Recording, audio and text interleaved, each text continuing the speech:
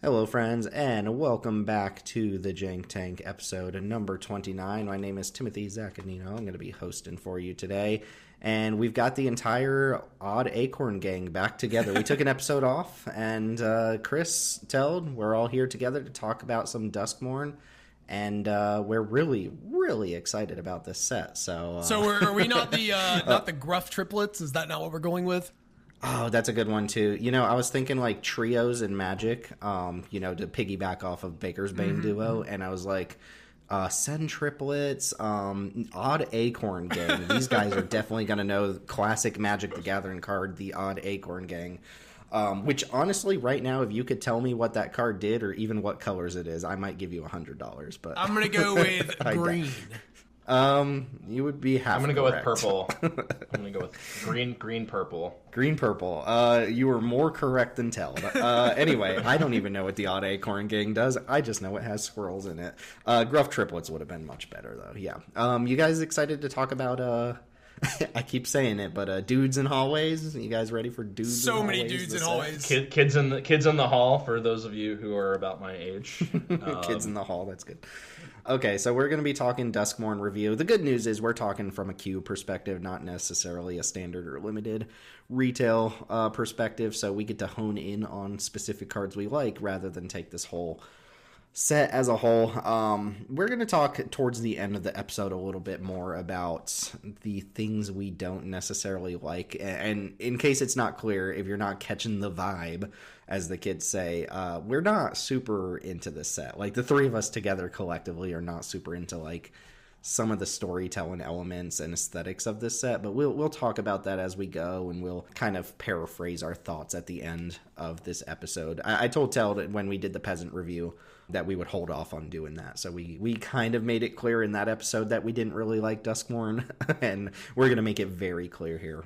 Before we get into our review, remember, the best way to support Jank Diver Gaming and the Jank Tank podcast is to join our Discord server, come draft with us, and give us your feedback. It's a great place to hang out with like-minded individuals and talk about Cube, especially the type of stuff we're going to be talking about here today.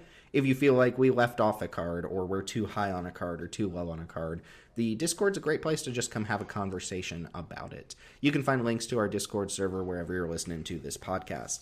We host a ton of scheduled drafts throughout the week, including our Peasant Cubes on Saturday nights, our Mainline Cubes on Sunday nights, and the F&M style drafts on Friday, where our players vote on a cube to play.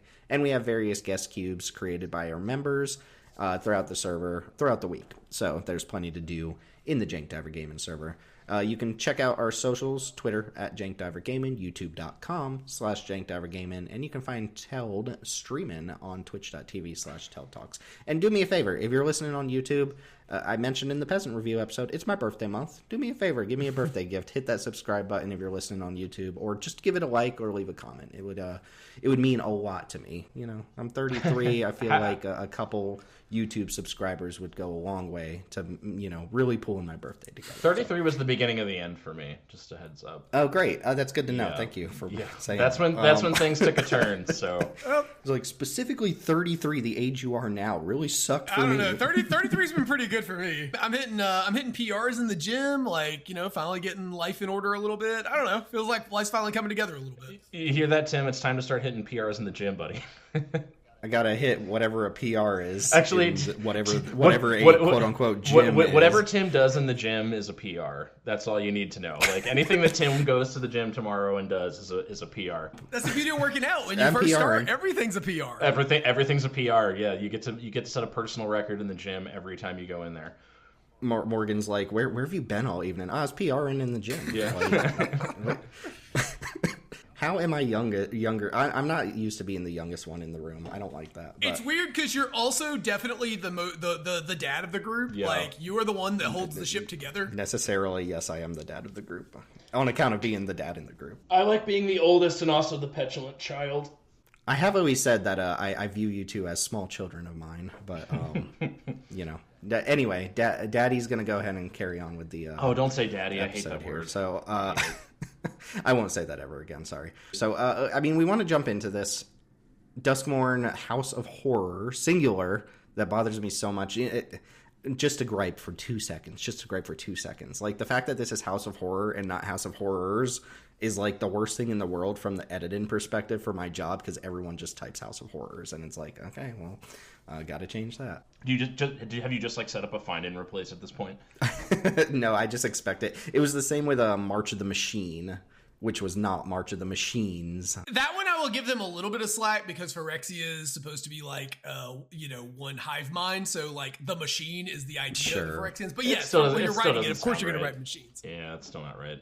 The annoying thing is that there's a Magic the Gathering card called March of the Machines, which people know, and they kind of default to the thing that they know in their head, so people just write March of the Machines. But anyway, Duskmourn for Cube. We're going to be talking high level here today, mostly from the perspective of cards that we would be interested in our environment, but also talking about cards that kind of have an impact on Cube as a whole. There's actually one here that I think we don't play that I think might have an influence on kind of legacy vintage Cube and stuff like that. So the logistics of Duskmourn, I don't want to get into the world building too much, because it's kind of like this super nebulous thing. I was talking before we hit record about how they put so much world building into this set with, like, if you want to know more about the set, go look up the Guide to Duskmourn by Watsy, because there's so much information in there. But all you really need to know is that the plane of Duskmourn is basically just a gigantic demon named Valgavoth, and like everything exists within that demon. It's kind of like a giant mansion.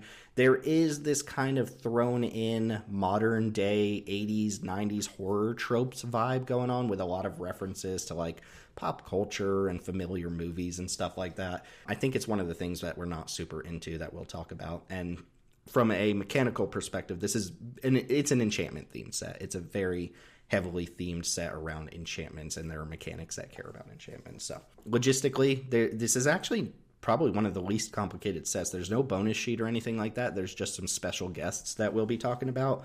When it comes to special guests, we're only going to talk about the ones that are new to Arena, because those are the ones that are exciting for us. We're not going to talk about reprints that we've already been playing with, that everybody's been playing with. So things like Damnation and stuff are going to come up. Anything you guys wanted to touch on about the theming of the set before we talk about the set mechanics? I am going to give a small bit of positivity here at the beginning of the episode and say that there are certain parts of the set's flavor that really, really worked for me. And I appreciate that Watsy is continuing to be able to, they've started with, especially with Bloomburrow, noticed that they're making sets now where it looks like they're trying to keep the complexity decently high, but reduce the amount of text on cards. And so there's more clean designs and room for flavor text. And I do appreciate that. Yeah, we talked a little bit about this, and we're going to talk about the mechanic Manifest Dread. But Manifest Dread is such a big thing in the set that if you can punctuate it like on a card, then you actually leave like a lot more room, because it's just like 2 words that you can use to describe like 8 sentences worth of an effect. So it actually clears up a lot of room on the cards to, for flavor text and stuff like that. Makes them feel a lot cleaner once you get over the hump of learning what Manifest Dread is. But I guess since we're talking about it, let's go ahead and just start with Manifest Dread. Teld, actually, could you walk us through this? Because I know you've played with the original Manifest mechanic, and this is a twist on an old mechanic. Yeah, so Manifest is a mechanic from the Khans of Tarkir era. I believe it's from the second set. From Fate Reforged, yeah. Yeah. So Manifest just took the top card of your library and turned it into a morph. It's the Ugin 6 mana effect, essentially, except those die into a card that goes back to your hand. But anyways, Manifest Dread is the new variation of it, where now you look at the top 2 cards of your library, you pick one of them to manifest as a 2/2 creature, and then you put the other one into your graveyard. So I think the additional selection we get is a pretty big deal, right? Because when you manifest 1, it's pretty likely that you hit a spell or a land or something like that, as opposed to a creature, which you're never gonna be able to flip up. Manifest 2 pretty substantially, doubles the odds that you're able to hit a creature. And also the mill 1 kind of aspect of it, because the other card goes to the graveyard. I think both of these raise the power level of this effect just quite a bit in terms of what it's doing. And adds more synergies too. The mill 1 being able to fill up your graveyard is actually a pretty substantial bonus, more at the peasant level than here, but still nice to have. Yeah, I think Manifest Dread is actually very powerful. Maybe not like very, very powerful in like the cube sense. And they accommodated for the fact that you're going to be able to flip up the creature like way more often into something relevant by like overstatting a lot of the Manifest Dread cards. But I think this is a cool twist on an existed mechanic. Manifest was always like kind of fine, but you never actually did the thing where you flip it up into a creature. And I think giving you the card selection just makes it that much more likely. And it's exciting when you actually get to flip up a face down manifested creature. So cool. Chris, do you want to take Delirium real quick as one of our returning mechanics? So Delirium is, you get some kind of bonus. It's really open-ended mechanic, and that's one of the things that's made it so enduringly popular and cool, is you just get some kind of bonus when you have 4 more card types in your graveyard.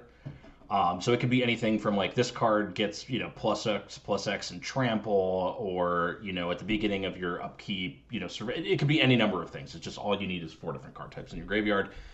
It definitely provides some interest from a draft perspective, and it can be interesting and constructed too, right? People start putting their Mishra's Baubles and their crack lands and things like that in their deck to try to like get themselves there as quickly as possible. And as far as we can tell, it's been used as a more aggressive mechanic this time around, which it'd be interesting to see how that works, because something like Delirium that wants you to have multiple different card types in your graveyard kind of generally points to being more of like a grindy reward, right? So how they enable it as an aggressive mechanic in the limited format will be interesting, but we'll just have to see. Yeah, I think their answer to that was just to make a lot of artifact creatures and enchantment creatures so that you just naturally get like the 2 card types.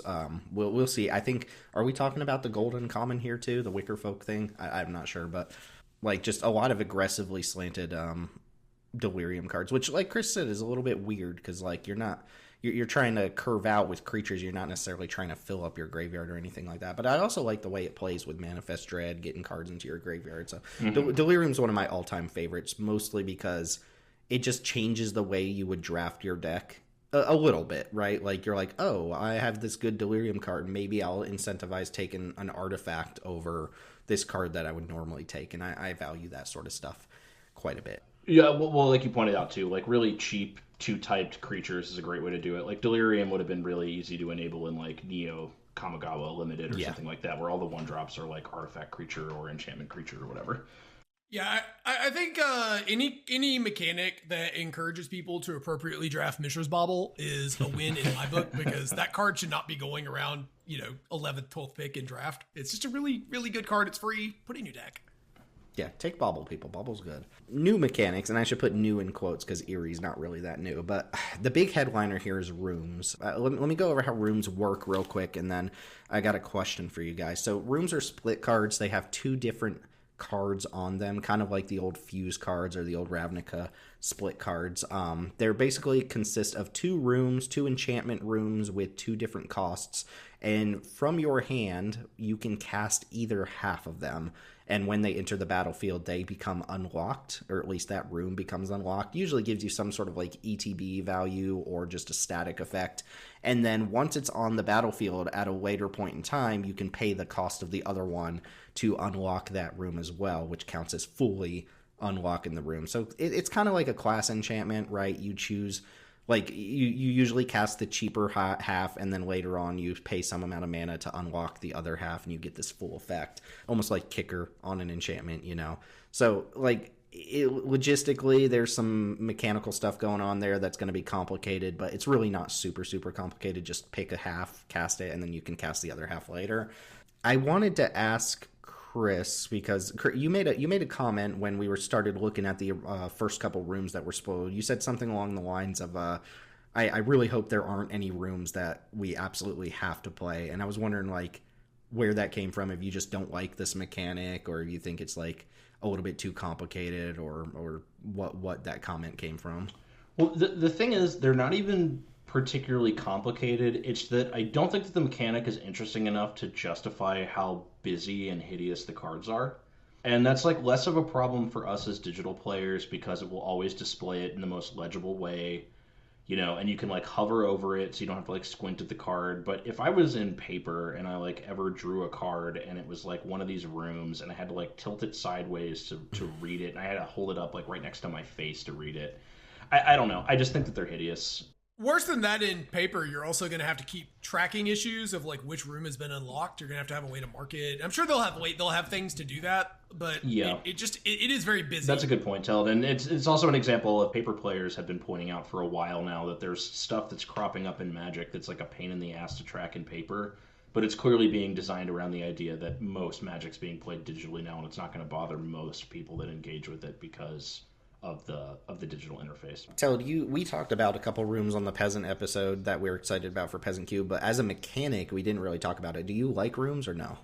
I think rooms are the kind of card that I tend to like, where you've got this sort of flexibility and multiple effects stapled to a card. I think this is a bit of a miss for me, though, as much as I love adventures and battles and all that sort of stuff. Is I just think all these are really inefficiently costed, and they made them really quirky. They made very few that were just good effects. Like, so many of them are just these weird cards that just don't seem to have, like, the two sides of the room don't really make any sense together. Mm-hmm. And the overall package doesn't really work. They're super busy. Compared to something like Adventures, they're a lot less clean. Most of the good things I had to say about Room existed at the Peasant level, where there's like 3 new loops of with a certain other card. And here I just find a lot less interest. Like, the rare rooms were all quirky. That's probably for the best, if I'm being honest. This is the kind of mechanic that's almost always really powerful, but when you intentionally make them all kind of suck, it gives me hope for the limited environment, because like I think most of the rares in the set are like kind of unplayably expensive. But I'm hoping maybe that's wishful thinking. I feel like that every set. I'm hoping that they'll be too expensive to play. But like it does feel like these rooms are pretty overcosted for what they're doing, and some of them are just downright bad.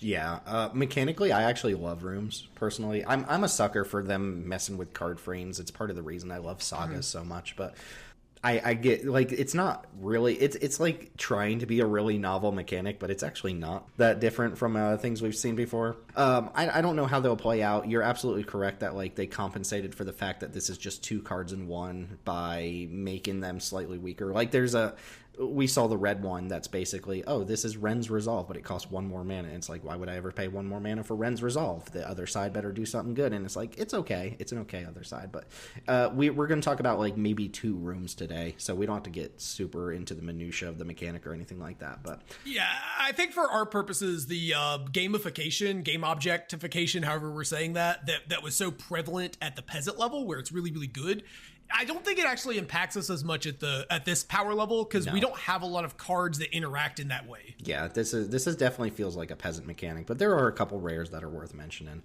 Just to blow through a couple of the other mechanics here, Eerie is, it's basically just Constellation. Eerie says you get a bonus whenever an enchantment enters the battlefield under your control, or whenever you fully unlock a room. So if you're not playing with rooms at all, it's just Constellation from Journey in the Nyx. Enchantment Fall, as they call it. Survival Spooky. Is gonna come... Spooky, yeah, we're calling this Spooky. Survival is going to be mentioned a couple times in this review. Survival is attached to the new Survivor creature type. Basically, you get a bonus from a survival creature if it's tapped at the beginning of your second main phase, and I have some complaints about that. It's going to come up very quickly when we start talking about the white cards. And then the final one, Teld, talk to me about Impending, because this was a cool mechanic that feels like it was underutilized in the set. Yeah, so Impending is an alternate cost on creatures that causes them to enter as a non-creature enchantment with essentially like time or suspend counters on them. And then at each end step, you remove one, and when the last one is removed, it becomes a creature. So this was only used on a cycle of mythic rares. And one of the cool things about Impending compared to Suspend is Impending still enters. So you get all of these mythics have enters triggers. And you get that when you cast the Impending, and then eventually it becomes a creature, so you can get a mana advantage by trading in some time. And this feels like it would have been a really sweet limited mechanic that would have posed a sort of situation that we saw with like Plot, where you're having to choose between taking the efficient, or either going for value or mana advantage over time versus playing the card now for immediate impact so you don't die.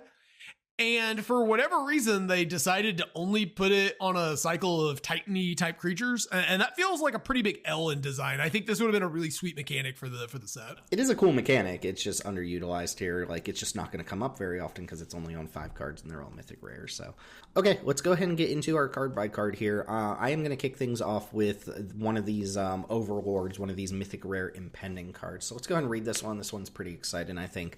Overlord of the Mistmoors is 5 white for a 6/6 enchantment creature, Avatar Horror. And its effect is whenever Overlord of the Mistmoors enters or attacks, create 2/2/1 white insect creature tokens with flying. And then, like Teld mentioned, it has Impending 4 for 2 white. So you can pay 2 white, and it'll enter the battlefield with 4 counters on it, time counters specifically. It removes one of those at the beginning of your end step, and when it has no time counters on it, it just becomes a creature version of itself. So it's hard to talk about this card without making the immediate comparison to Grave Titan, right? Like, this is the white Grave Titan. It costs 1 more, but it has the impending thing. I think this card is really powerful. One of the things we've noted is that in our cube specifically, it can't coexist with Felia from Modern Horizons. Like, anything that blinks an impending creature or an enchantment can do some really nasty things because it just basically resets it as the creature version of itself, and it has an ETB. So if you were to play this on 4 and immediately blink it with Felia, you now have a 6/6 and 4 2/1 flyers and whatever Felia is. So like that's obviously, I think, way too much. But as a standalone card in a vacuum, where do you guys think this stand? Is this the white Grave Titan? Yeah, I think this card is really sweet. I think there are a number of decks that it will fit into based on what, and I think if you're playing a more control deck, maybe you're intending to play this on 7. But I think for a lot of other decks, I think there's decks in our cube that you'll pay 4 for this, get your 2/1 or 2/1 flyers. That's a decent clock. It's not the best rate ever, but you're also getting a huge bomb on a timer there, which I think can help you with your late game for these decks. So it sort of functions as like a top end piece there. I mean, it's obviously Grave Titan-y design, but I think it's good. I will say I want to clear up a couple of things that came up with concerns about impending that I think were misunderstandings of how the mechanic work. So when you impend, your creature comes in as an enchantment, you get the enters trigger. So when you cast this as an impending card, you get your 2/1 flyers.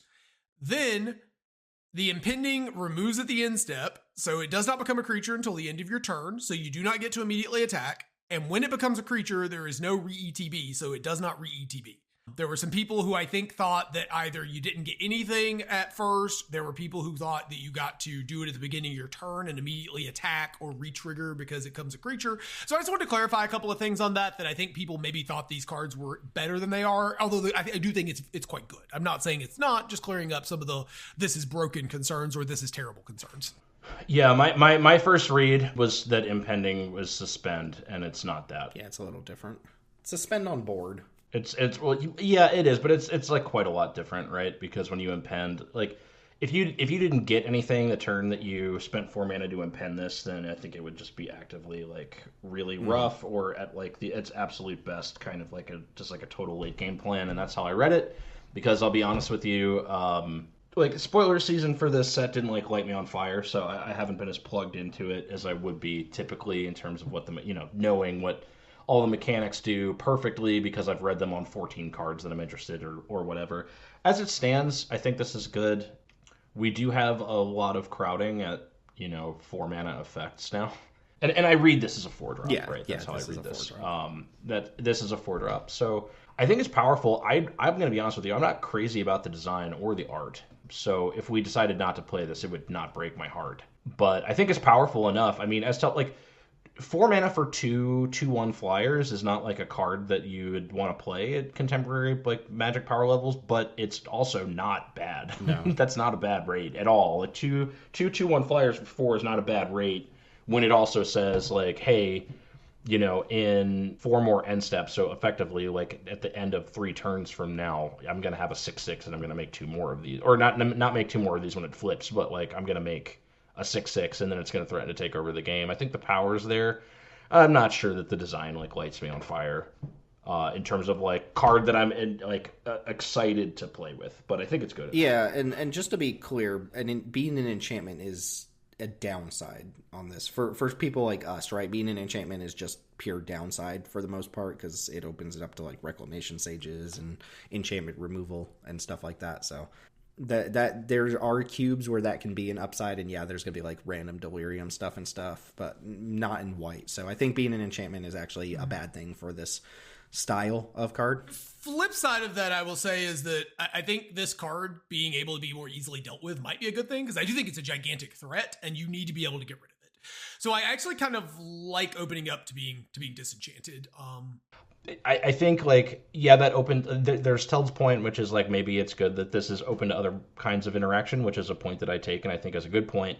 But on top of that, like if I have several powerful enchantments in my deck, like a wedding announcement or something else, and I play this and my opponent feels like they have to burn their Rex Sage to prevent the 6/6 from coming down later. You played Rex Sage, I played this, you popped my enchantment, but I still got two 2/1 flyers out of the deal. Like my enchantment kind of already did the thing. You're just like preventing your eventual inevitable death later, and then that potentially opens up like me to play another target that you wish you could Rex Sage, but now you can't. That's fair. Yeah, you still get your value even if this gets disenchanted. I would, yeah, I guess what I'm saying is like I feel like if I'm in a game position where I play this and get not quite 4 mana worth of value out of it, but like still solid value, especially in a go wide deck with like synergies, and you feel like you have to take care of this with your bullet because it will inevitably kill you. Like, I feel like I'm probably ahead in that game, if that makes sense. Mm-hmm. So yeah, this is a cool one. We'll talk about a couple of these other overlords throughout the rest of the review. Let's go ahead and move on to another white mythic here. We've got the Wandering Rescuer. I'm sure people who were like really excited for the Wandering Emperor to leave Standard after 3 years are really excited to see the Wanderers back doing kind of the same exact thing. But they just keep giving her banger cards after printing her originally as like a whatever uncommon. She's just like on banger they really buried the lead on the Wanderer. Yeah, I'm gonna come out and say it. I love this card. Like, I'm concerned about the way it's actually going to play in terms of fun factor, but man, the design on this card is slick. It's a good design. It's just super powerful. So it's 3 white, the Wandering Rescuer, 3/4 legendary human samurai noble. It has flash. It has convoke. It has double strike, and it says other tapped creatures you control have hexproof. So all I'm going to say is I think this card is insanely strong and probably leads to like some really miserable play patterns, but outside of that, I don't have too much to add to it. I do think it's a great design, so if you guys wanted to talk it up a little bit, go ahead. I'm sure Teld's going to have a lot to say, so I just wanted to like hop in real quick before you do. I like that there's not a whole lot of text on this card relative to other mythics, but I actually think it's going to have a lot of complexity and diversity and like correct and rewarding play patterns as a result of that limited amount of language. I'm into that. Yeah, I really was wondering what a mythic Galewind Moose would look like, and here we are. Yeah, this is just essentially, I mean, it's basically 4 keywords, right? Because like the 4th line of text is just gives another keyword to your creatures.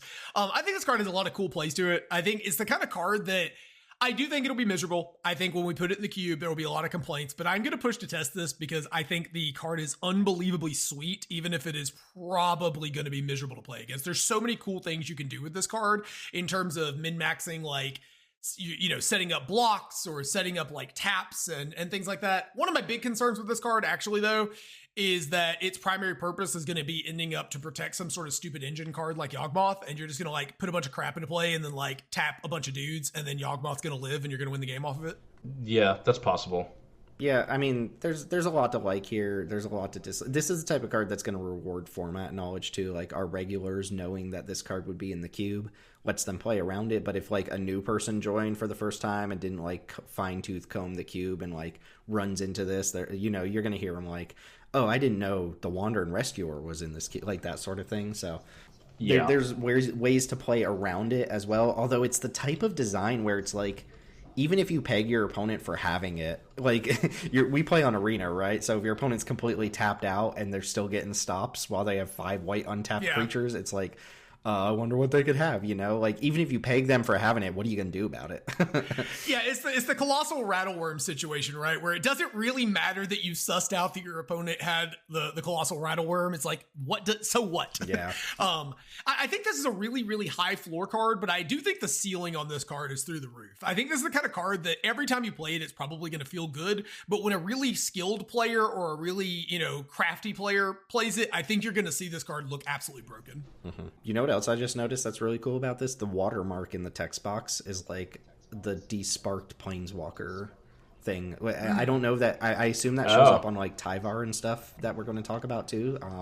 I had just noticed it, but that's a cool little touch, is the desparked planeswalker watermark. This card is going to be like, it's going to be an interesting, if you do decide that you want to test it in your cube, it's going to be interesting to decide what to cut for it, because like I guess the closest analog that I can kind of think of in our cube is like Avacyn, but like obviously Avacyn is not discountable, right? So like, is it really a 5-drop? If you're not going to treat it like a 5-drop, do you still want to like look at a card that has like flash and messes with combat, because like how many of those cards do you want? I will give credit where credit is due.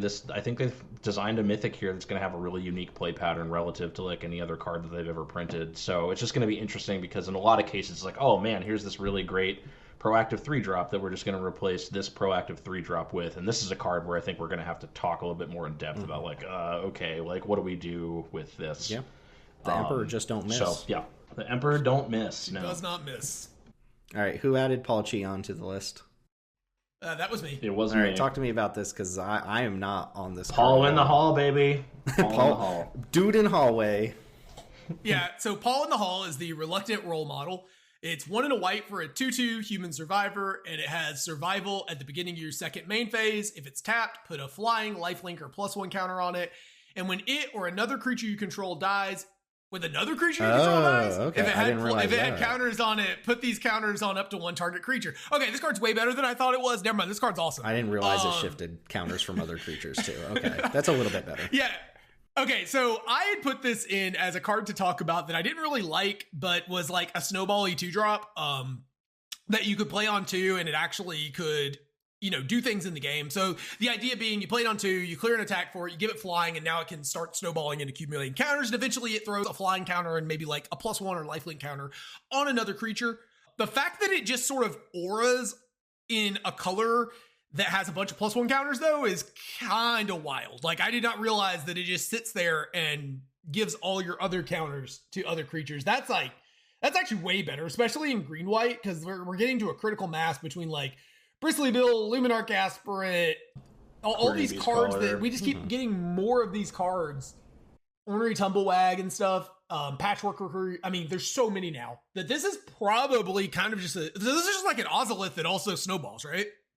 Yeah, this is a very different card than how I read it. I think that given that text, we probably should test this, although I will say that I'm going to hate looking at this card in my list because I feel like this art perfectly encapsulates how completely scattered and confusing and like how like unfocused the theming of this set is. It's like it's got like a gothic kind of broken out mansion archway in the back, but then there's a guy in like an 80s style like sleeveless t-shirt with like a Ghostbusters like spectrometer, but he's also holding like what appears to be like a farming implement. Like I don't understand. Yeah, I'm not. At least this one looks like Paul Cheon. This is the Paul Cheon Invitational card, ladies. Can we talk about like what Paul Cheon must think of himself that this card is referred to as the reluctant role model though? Like what is he trying to tell us?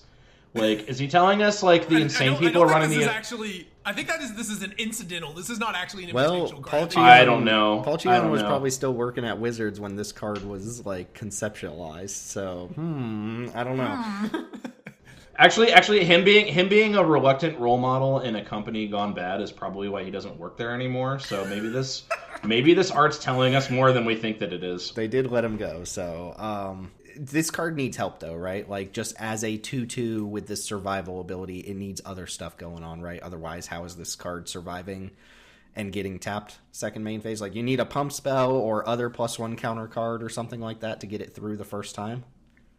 Or a 3/3 flying artifact vehicle for 2 mana. Sure, yeah, crewing obviously is like the joke. If you have stuff like a Warden of, what is that, Warden? The 1-drop that lets you tap 3 things to put a counter on it, like that can get it tapped as well. Warden of the Sky or something. Yeah. Yeah, and then the other thing to bear in mind is a lot of the cards that we talked about that create counters can put counters on other creatures, so like white and green have a lot of ways to augment this body. So like even if you just go like this on 2 into like Tumblewag on 3, make it a 3/3 and attack. My main concern with this card is I think that they made it just like a bear, so it's not just like a given that it's going to start running you over. But if I play this on 2, and then like you play a 2-drop blocker, and then like I remove that for 1 mana, attack with this, and like play a 2-drop, like this does have like scumbag snowball card written all over it, which is something that we tend to be kind of mindful of. We're not really in a situation anymore in our cube where aggro is like running roughshod over the format, so I think we should test it. But this does have the like, oh cool, you got to attack with this once kind of vibe. Hear me out. We want to play the Overlord of the Mistwars, or at least want to consider it. and we know it can't exist in an environment with Felia, and Felia currently occupies the scumbag 2-mana snowball slot. So we just, sold. There we go. Sold, yeah. Sorry, the doggy is way cuter than Paul, but... All right, talk to me about Toby. Yeah, so Toby, Beastie Befriender. I swear I keep reading it as Bestie Befriender, and it sounds so much better. Anyways, it's 2 and a white for a 1/1 legendary human wizard? Really? Yeah, wizard. It's a wizard? Okay, sure, whatever. When Toby, Beastie Befriender enters, create a 4/4 beast creature token with this creature cannot attack or block alone, and as long as you control 4 or more creature tokens you control have flying. So this is kind of like Blade Splicer meets Jetmir in a way, where it's adding to your board and then you're kind of setting up for this big alpha strike. I think the reason I posted this card was just more to throw it out there. Like, if you aren't playing Blade Splicer, you probably aren't super interested in this. And but if you want some density, maybe at 450 for that Blade Splicer type effect, this could work. Yeah. I think this is an incredible stat line if you just assume that we're getting 5/5 worth of stats and we're going to be able to use them. Obviously, it's much, much worse on defense. A 3/3 first striker or just a 3/3 that can block without gang blocking is way better on defense. But when you're interested in smorking, this is pretty good. And then obviously the creature token effect, if you're able to enable it, is going to set up some really big attacks. And green-white in particular is kind of interested in that. I think unlike Jetmir, where you just need a certain number of creatures, this is obviously not a given because this doesn't count things like blood, maps, or clues or anything like that. You have to have actual creature tokens. But overall, I think this is a decent package, and it provides a different alternative for the same kind of slot that Blade Splicer would be filling if for whatever reason that card isn't where you want to be. Also, this card's really good. This is just popped into my head, but this card's also really good with Lovestruck Beast if you're still playing that. I was going to say, this reminds me of Lovestruck Beast, like kind of all in one package. Which is actually a flavor win, right? Because he's the Beastie Befriender and he's BFFs with Lovestruck Beast. Sure. Yeah.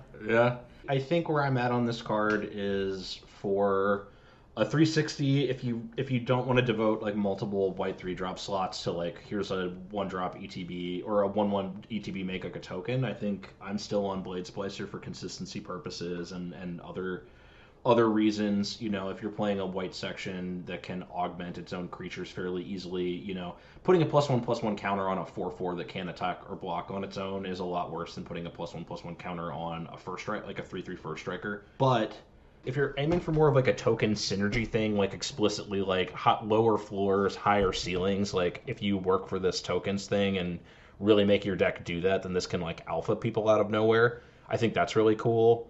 Yeah, I think this is a cool design. I think if you're running higher than the 360, you might be able to run this alongside Blade Splicer. Who knows, maybe for your gameplay design goals, like this is more interesting than Blade Splicer. I tend to be a very boring, like I want my turkey sandwich to taste like turkey every time and never have any gristle in it, and because of that, like I'm a Blade Splicer guy. I just think that it's more consistent.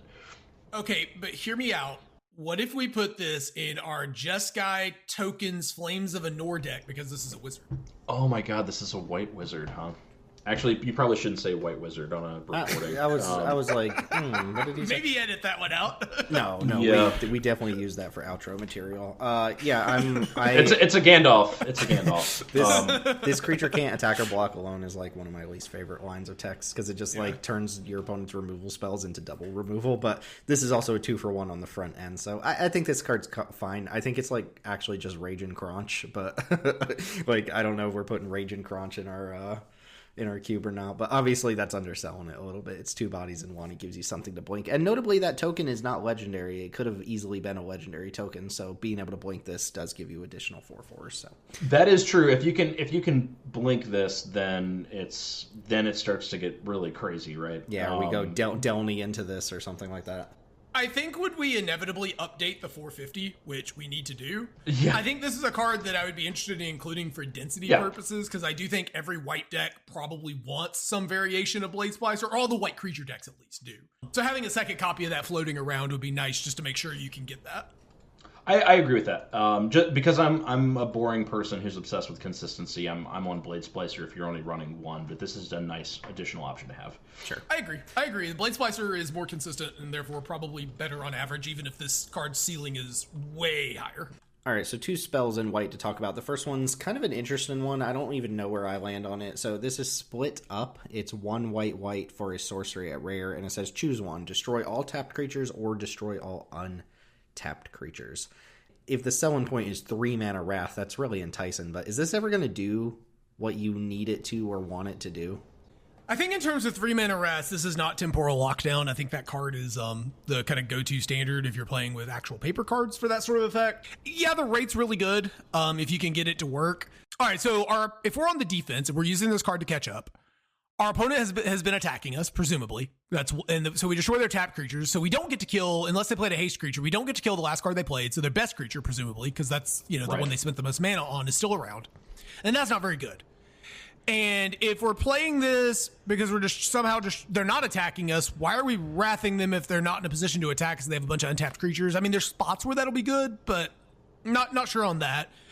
And if we're playing this and we're trying to set up an attack, we have to play this either main phase 1 and we blow up our creatures too because they're not tapped, or we play it main phase 2, but we had to tap our creatures and then we attacked into their presumably better board since we need to Wrath, and they probably ate some of our creatures. So, like, what do we have left? I feel like all the lines in my head that I keep coming up with just make this card seem kind of mediocre, despite it reading like it's got a really, really high ceiling. Well, it's never going to be the one-sided board Wrath that, like, you imagine when you read this sort of effect, right? Yeah, I don't know. So this is one of those cards where, like, the text isn't very complicated, but, like, the potential board state situations that can conceivably exist when you're holding this are, like, so incredibly varied that I think we can, like, theorize about it all we want to. Like, I think this is one of those cards where you're going to have to, like, have in your hand a couple of times before you determine, like, have I ever been holding this? And was like, oh, fuck yeah. This also an aside, I think this is one of the best pieces of art in the set, personally. That's good. I think I've unironically figured out how to break it, guys. Okay, so, hear me out. We're going to have our board of creatures. Our opponents set up their blocks. We're the aggro deck. We're going to tap all of our creatures to crew Looter Scooter using the rules for crew. We're going to attack them with the Looter Scooter, and then we're going to Wrath all their untapped creatures, and we gotcha. Except, like, in reality, they're going to have a couple tapped creatures, and, like, it's just, you're never going to get to do that, right? Like, that's the type of thing where it's like, that's what you want this card to do, but is it ever going to play out that way? I doubt it. Like, this feels like a Wrath that's going to leave 2 to 3 bodies on the board across both players. Maybe the idea is not that, like, you're engineering situations where you, like, plague wind your opponent. Like, maybe the idea is that you're trying to create situations where you didn't plague wind your opponent, or maybe you lost one thing, but you still came out with some kind of advantage. Mm-hmm. Right? Because it's 3 mana, like, maybe we shouldn't be thinking about this card in terms of, like, well, how do you make this 3 mana plague wind? Like, maybe it's just not supposed to be that. That being said, like, if it's not that, how much parity breaking do you have to do with this before it was worthwhile spending white 1 at sorcery speed? And the short, I don't really know. I don't know. I mean, this to me is like a card that I'm thinking, like, maybe we should test it, because I think it's going to be really difficult to know how this impacts boards until it's played. But by the same token, I'm concerned that if we put this in the cube to try to get test data, then, like, just no one will ever put it in their deck, so we'll never find out. Like, I don't know. My instinct is this card is not very good, but this is a card that, personally, my thoughts are we should put this on the back burner and we should take a look at the limited data in a couple of weeks. And I know you guys are not as big on data as, huge on data, or maybe, like, experience would be another way to explain it. After you have played with it for a little bit in the retail set and you've seen it a few times, like, how good was it? And what does the data say? Like, sure. That's probably fair. Yeah, interesting card, great art, not really sure what to think of it, to be honest. Yeah, it's a bit of a question mark there. One more white card here. Aliens. Do the meme, the History Channel meme. It looks like a ghost. It looks like a ghostly mushroom. It does look what it looks like an ethereal, luminescent mushroom. Which the logistics, which would have been way cooler. The logistics of UFOs in a mansion that presumably has roofs is already kind of. Anyway, unidentified hover ship. 1 white for a 2/2 vehicle. With flying, when it enters, exile up to 1 target creature with toughness 5 or less. When it leaves the battlefield, the exiled card's owner manifests dread, and then it has a crew cost of 1. And I assume the toughness 5 or less is like a flavor thing. Like if it's too big, the hover ship can't pick it up. So maybe that's the joke there. But yeah, so like, I mean, immediate Skyclave apparition vibes, but this one's a little bit different, right? Being a vehicle, only targeting creatures, but not having a mana value thing like Manifest Dread instead of making the illusion. There are a lot of knobs here that make this worth talking about, like as a separate entity from Skyclave Apparition. Yes, Crew 1's big, as you know, as we all know. Like Crew 1 is really where you want your vehicles to be. The more I thought about this card, the more I was like, this seems like it's probably pretty good. A creature with toughness 5 or less, like you might play an entire Swiss in one night and never see a creature larger than that. Like there's actually a decent chance you will play a Swiss, and like maybe one time you will see a creature larger than that, depending on the design of your cube, obviously. So this is essentially like O-Ring a creature, or like Skyclave Apparition a creature. Manifest Dread is giving them something better in general than giving them, you know, just like the token from Skyclave Apparition. But Skyclave Apparition doesn't really meaningfully contribute to damage most of the time either. It's just like too small to rumble with. And sometimes you're just going to get like a 5-drop creature with this, you know, like a bigger creature than Skyclave could get. And then when this gets removed, if it gets removed, the token that you're going to give them is much smaller. So I don't know. So speaking of remove, I think this is really interesting because it's actually, there's a gameplay pattern here of when you don't crew this, right? If your opponent has open mana, for example, this is actually pretty hard to interact with. You know, Skyclave is always just a 2/2, right? Yep. So it's always very easy to interact with if your opponent has a removal spell and they want to use it.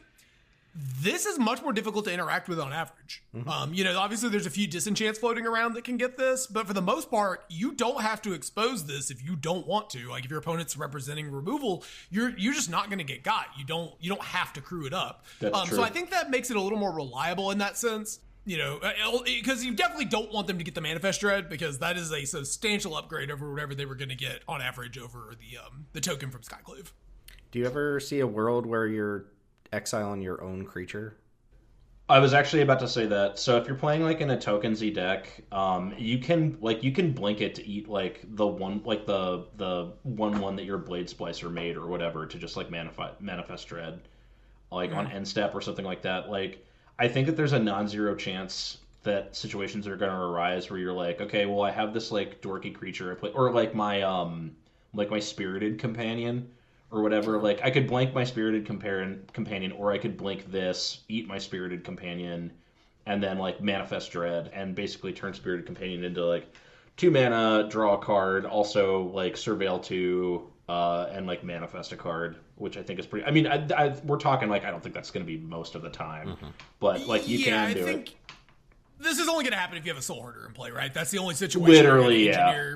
Well, you can't eat a token, right? Because presumably there has to be a exiled card under this for it to trigger. Like if the token wouldn't exist anymore, so would they? You know, you're right. Yep. So you'd have to eat like an actual creature or something. You know what? The first time I do this and my opponent deals with it and they manifest Uro and then just flip up Uro for free and attack me with it, I'm gonna be like, okay, well, that's really funny. Manifest Dread as a downside is like a real downside because you're giving your opponent some card selection. They're gonna hit a creature. Like it is a meaningful downside to let your opponent manifest Dread as a tweak.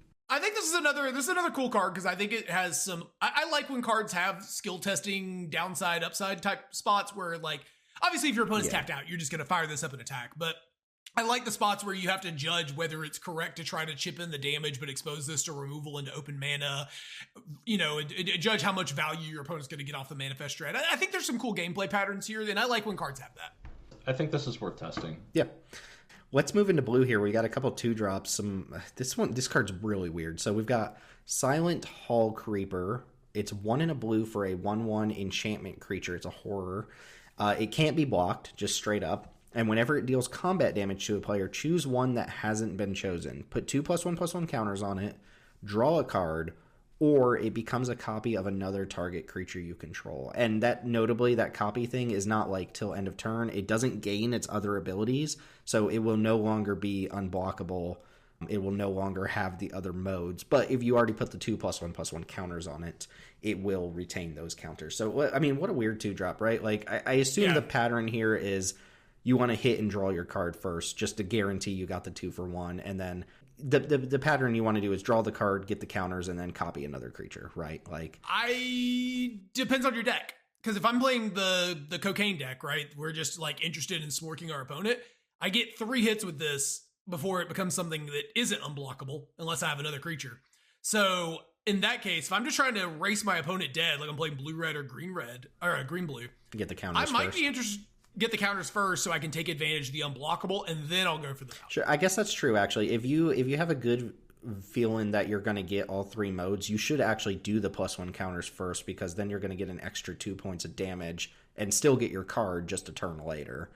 So that's actually probably a good shout there. And of course, like this also has the mode where it's already sitting on board, and then you play Grave Titan, you hit with this, and you just make another Grave Titan or something like right away, even regardless of what the other modes have already done, you know. Sure, yeah. Not being a May ability is weird. Yeah. Yeah, well, it forces you to no longer have a 3/3 unblockable at some point, which is interesting. Like, you must copy another creature if you only have that mode left. And then you lose the unblockability, but presumably the 2+1/+1 counters mean you still have a relevant creature on board. So, yeah, this is just a weird card. Yeah. Oh, I guess, okay, if we have because it's you control, so if we don't have another creature in play, we can just sit on our 3/3. Yeah, what you could do even is, like, if you expect to be able to, like, protect it, this is going to be kind of awkward, and it might sound like something that you never want to do, but depending on the texture of creatures in your hand, like, if you played this on 2 and, you know, you're like, okay, well, if I give my opponent an opportunity to burn a removal spell on this before I draw a card, like, big deal. I traded my 2-drop for your Doomblade. Like, that's a fine trade. Like, maybe what you do is, like, on turn 2, like, you could conceivably want to untap with it, attack, select the copy mode with no other creatures on board, delaying your other value, right? But then, like, post-combat play your Sphalen, and then for the rest of the game, now your 2/2 is eventually going to be a 3/3 unblockable that drew a card. Like, they're going to have to eventually kill it, right? So I know that's what I'm saying might sound a little dorky, but maybe skipping the need to copy something early. Like, because, like, if you have another creature on board and it's legendary, you have to copy that creature, and then you lose it. That, yeah. Right. So, like, it's going to sound weird, but maybe in some spots, if you're like, you know what, like, if I don't get immediate value off of this and you kill it, that's fine, because you're burning your removal spell on this instead of, like, my whatever I'm going to play next. Like, maybe occasionally you open with the copy mode to get it out of the way. It as weird as that sounds. Does that make sense? Oh, no, you're right, because you only have to choose this once. And so once you've chosen it... Once it's been chosen, you never... Once you've chosen it, you never have to choose it again. So but I don't think you can choose that mode if there is no target. Like, you can't just burn that mode without a target. You have to, wait, can you literally not choose it? Yeah, I think you can only choose that mode if there is a legal target. So if you don't have another target on the board, is this just going to trigger, like, every turn because you can't choose it because it can't do the thing? I think so. Huh. I'm not 100% sure, actually. I know you can't put that ability on the stack if there's no target, so you can't choose it.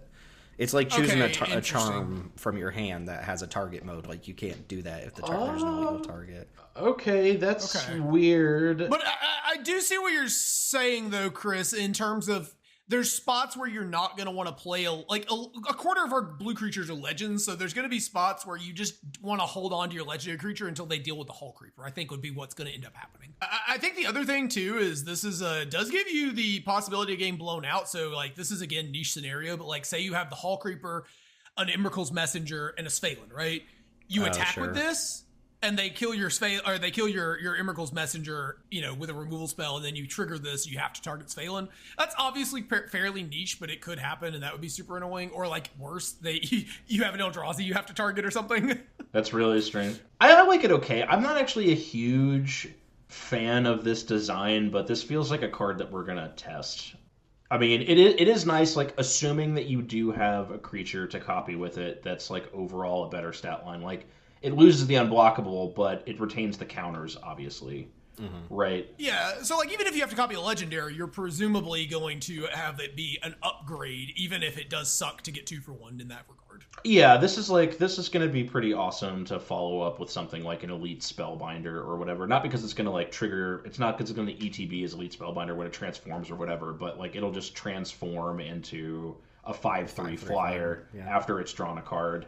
Yeah, this is a card that's like I could totally see taking it or leaving it. Like this is not a must-play card, but it is definitely unique compared to all the looters we have in our 2-drop section. Cute Teld bringing up Ledger Shredder. Yeah, I want to test this. I think this card's sweet. I think it's cool. I like the design a lot. I think this is one of those cards that we talk about Magic cards in current year not having downsides, and of course it happens on a blue card, but they did put a downside on this card, and that is a rare case. I just threw in here, speaking of horror themed sets, remember when Suspicious Stowaway was previewed and everyone thought it was the greatest thing since sliced bread?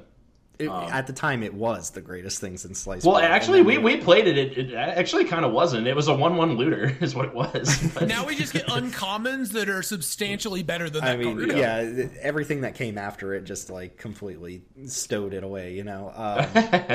Phantasmal Image. Okay, so one of our special guest cards here is Phantasmal Image. It's 1 in a blue for a 0/0 illusion, and you may have it enter as a copy of a creature on the battlefield, except it's an illusion, and if it becomes the target of a spell or ability, you sacrifice it. So I wanted to mention this because there was a time, maybe a couple years ago now, where we would have been very excited to get Phantasmal Image, but I think our 2-drops in blue have come such a long way that this is not even a card that I necessarily think we're going to play at this point. I don't know. I still like Phantasmal Image. I don't know. Maybe it's because this is like one of the first time. Like this is a card that I have a lot of nostalgia for as a Sun Titan enjoyer. But like this card's dope. Okay, like you're gonna copy your opponent's 4-drop and you're gonna hold up counterspell and they're gonna. It's gonna be great. Yeah, trust. It's gonna work. You are relying a lot on your opponent's stuff with Phantasmal Image rather than your own stuff most of the time, though. Yeah. So. I'm not super into this for us because, like, if you're just looking at, like, our blue creatures, like, I mean, obviously, like, I don't think you're playing this in, like, a mono blue deck. Well, you might be under the circumstances I'll outline in a second, but, like, looking at your own creatures, if you're really heavily blue, like, a lot of the best stuff to copy is just another 2-drop or, like, Whirler Rogue or something, and that's fine. But a lot of our, like, better blue creatures are legends, as we've, discussed. My problem with this is not that I don't think it would be good, it's just... It's a blue card that's like at its best against green decks. And that's not a dynamic that I like, right? Because, the green player is a lot more likely to have something worth like 4 or 5 mana that I can copy for 2 and then counter whatever your next play is going to be. And then like you just kind of lose, right? If you're like, okay, here's Vorinclex nerd. And I'm like, okay, well, I'll see your Vorinclex and I'll raise you. I'm going to counter whatever you do next and then untap.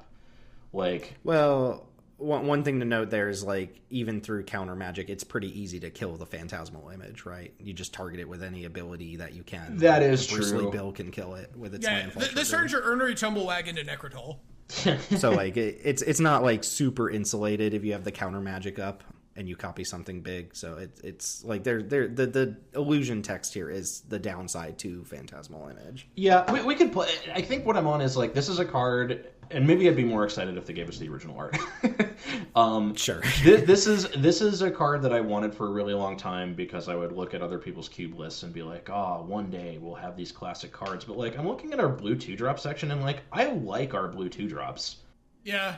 Especially if we're gonna find room for the hallway guy. Yeah, I really like our blue 2-drops, and I'm not saying that Phantasmal Image would be unfair. I'm just saying like these kind of cards that basically should have written on them like your mileage may vary, like heavily depending on your opponent, are cards that I've come to enjoy less and less. I'm especially become more and more gun shy about blue cards that are at their absolute best against green decks and at their weakest against decks that are good against blue decks.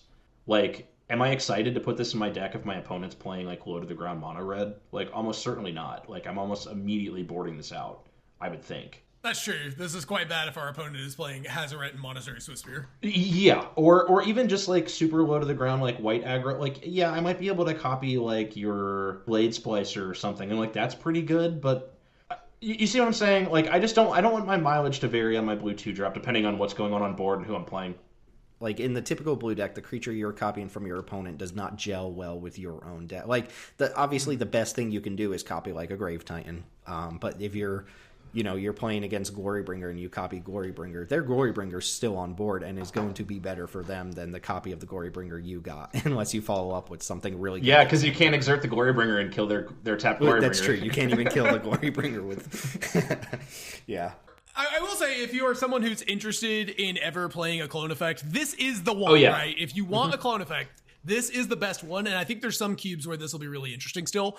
But yeah, I agree with you guys. Like, it's probably not for us at this point. I think I would be more excited, and not that we have this type of cube, but I think like Phantasmal Image can be exciting in like creature combo decks, right? Like if you have like a creature that does like some cool value thing in conjunction with another one. So like if I was playing like a Bant Coco deck with like pieces like that in it, like Phantasmal Image would be really cool to have in that deck. Like, oh, hey, look, here's a Soul Herder, and I just made a second Soul Herder, and now I'm like blinking my Thragtusk 3 times per turn or something. That's cool.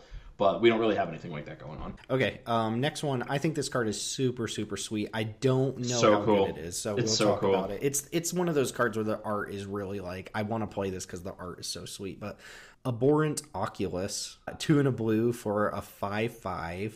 Mythic Rare Eye. As an additional cost to cast the spell, exile 6 cards from your graveyard. It has flying, and at the beginning of each opponent's upkeep, manifest dread. So, I mean, the promise of what you get here is fantastic. Like, if you stick the card on board, it's going to be good. But 6 cards from your graveyard, man. Like, the thing that gives me hope here is that we were casting cruises. Like, we were casting cruises pretty regularly for, like, 1 or 2 mana. And Dig Through Time often costs 2 or 3 mana. Granted, not on turn 3. Like, you're not casting this on turn 3. But, like, if you think about this as, like, an 8 or 9 mana, delve spell, suddenly it's a lot different. And I think the joke here is like in constructed, you can play 4 of these, and like maybe you have other manifest cards, and you're supposed to manifest this and then flip it up and like circumvent the exiling cards from your graveyard. On top of that, like clearly unearth effects, right? Like just unearthing this is insane. Yeah, what do you guys think of this? Is this a card that you guys want to play, or do you think it's just not quite there because of the exile and 6 cards? I don't know how many of these type of cards can coexist in the same deck. Like, if I have this and Dig Through Time in my deck, and like some cubes will like have more ways to fill up the graveyard than ours. I'm talking about like a typical design that doesn't really emphasize like turbo milling yourself. If you have this and Dig in your deck, are you casting this and casting Dig for a cheap cost in the same game? Probably not, right? No, but I will say I think this goes in a different deck. Like, I think on the surface this looks like a control finisher, and I'm sure you can play it as that, but I actually think this might end up being a more aggressive card. But the problem with there is that I don't think the Bant Cocaine deck is very good at putting cards into its graveyard. Just even playing the game, you frequently in the game with like your first threat just sticking the whole mileage, right? Or your second threat doing that. But like maybe in a blue-red deck we'd be interested in this, right? A lot of times those decks, they run out of gas, they don't play a lot of lands, and they play a lot of cheap spells that could end up in the graveyard, and then we're casting it there, and it's like our big finisher in our low-to-the-ground aggressive deck. I think this card is fascinating, and it's fascinating to me for a couple of reasons too, in that we mentioned that our blue section is loaded with looters, right? And those both enable this to cast, but also if you have an unearth effect in your deck, you get to just put it into the graveyard immediately for your unearth. So like, this is a card that I think I want to test, but I also want to preface that I think this card is going to be either really bad or really, really good. Yeah, so if you read this basically as like a delve spell, I think for your own, like, to the listener, if you're designing this, like, you just kind of have to be mindful of like how much delve versus how much graveyard feed you have going on. If you're playing a 360 and you're on like cruise and dig and whatever that unreasonable Modern Horizons dragon is, Murktide Regent, like you only have room for so many cards that eat your graveyard. For us, I think this is powerful and interesting enough, and we have enough cards in our blue section that I don't think would really be missed if we clipped them to try something that's potentially cool. I would like to test this. Teld that you responded to this, and I agree with you. I was going to say lots of cubes feature really creature-light blue sections, which means a lot of the time when you're going to be like manifesting dread, like it's not like you're going to be flipping up like creatures that you can abuse with that very often. But that being said, like if this ends up being like a turn 5 or 6, like 3 mana 5/5 flyer that makes a 2/2 every turn, and I can immediately protect with counter magic, like it doesn't really matter if you're manifesting creatures or not. It's just the material that you're making to take over the game. So I personally think this is going to be at its, in a slight contrast to what Teld said, I think that this is probably going to be at its best in a control deck where I'm like cantripping and countering for like the first 4 turns. Then on turn 5, I'm like, here's my thing that will kill you for 3. Also counter spell, do something about it. But I do agree with your thoughts on like blue red. Like if you're just like burning through a bunch of burn and cantrips quickly, and then you can just like spit this out. That's pretty cool. I think this is worth testing. Yeah, I think also this sort of fits into not exactly the turn 3 thing, but we did mention in the episode on blue creatures that sometimes the advantage of these cards is that you can play them on turn 5 or 6 and still protect it with. I think that's what you're supposed to do with this. The point of it being 3 mana is that you can play it and protect it on the same turn for a moderate amount of mana. Yeah, I think that's interesting enough, because I think it's really interesting that I think this card is basically at its worst in like mid-range or mid-speed decks. I think this card is at its absolute best when you're either really, really low to the ground and this is your finisher, or you're really, really big, like late game deck or whatever, and you're protecting it with counter magic, and this is just your in-game plan. Okay, question. Your opponent is on the draw, and they draw for a turn, and they go immediately to discard and put this in the graveyard. WYD. What are you doing? Call a friend, go get some ice cream, do anything else. You're just going to lose? Wait, they immediately draw and try to put it in the graveyard, so they have broken the game rules, no, and I call a judge. They're discarding for turn. Like the... Oh, that's what you're saying. I see. They're not cheating.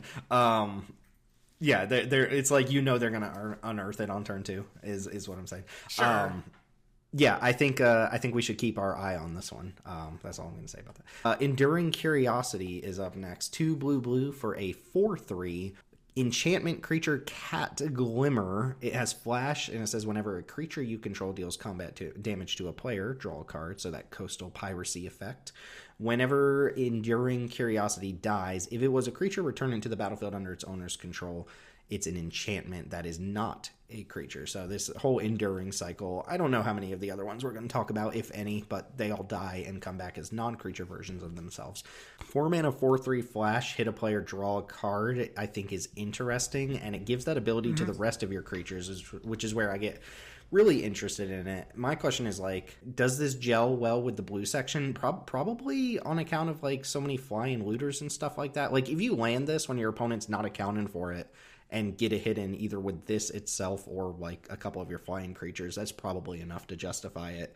Is it worth the cube slot though? I'm not sure. Like, we're not doing a flying men thing in our cube, but certainly in cubes that support that sort of thing and already want cards like Reconnaissance Mission and Biden of Thassa and stuff like that, this is certainly an upgrade to those sorts of things, right?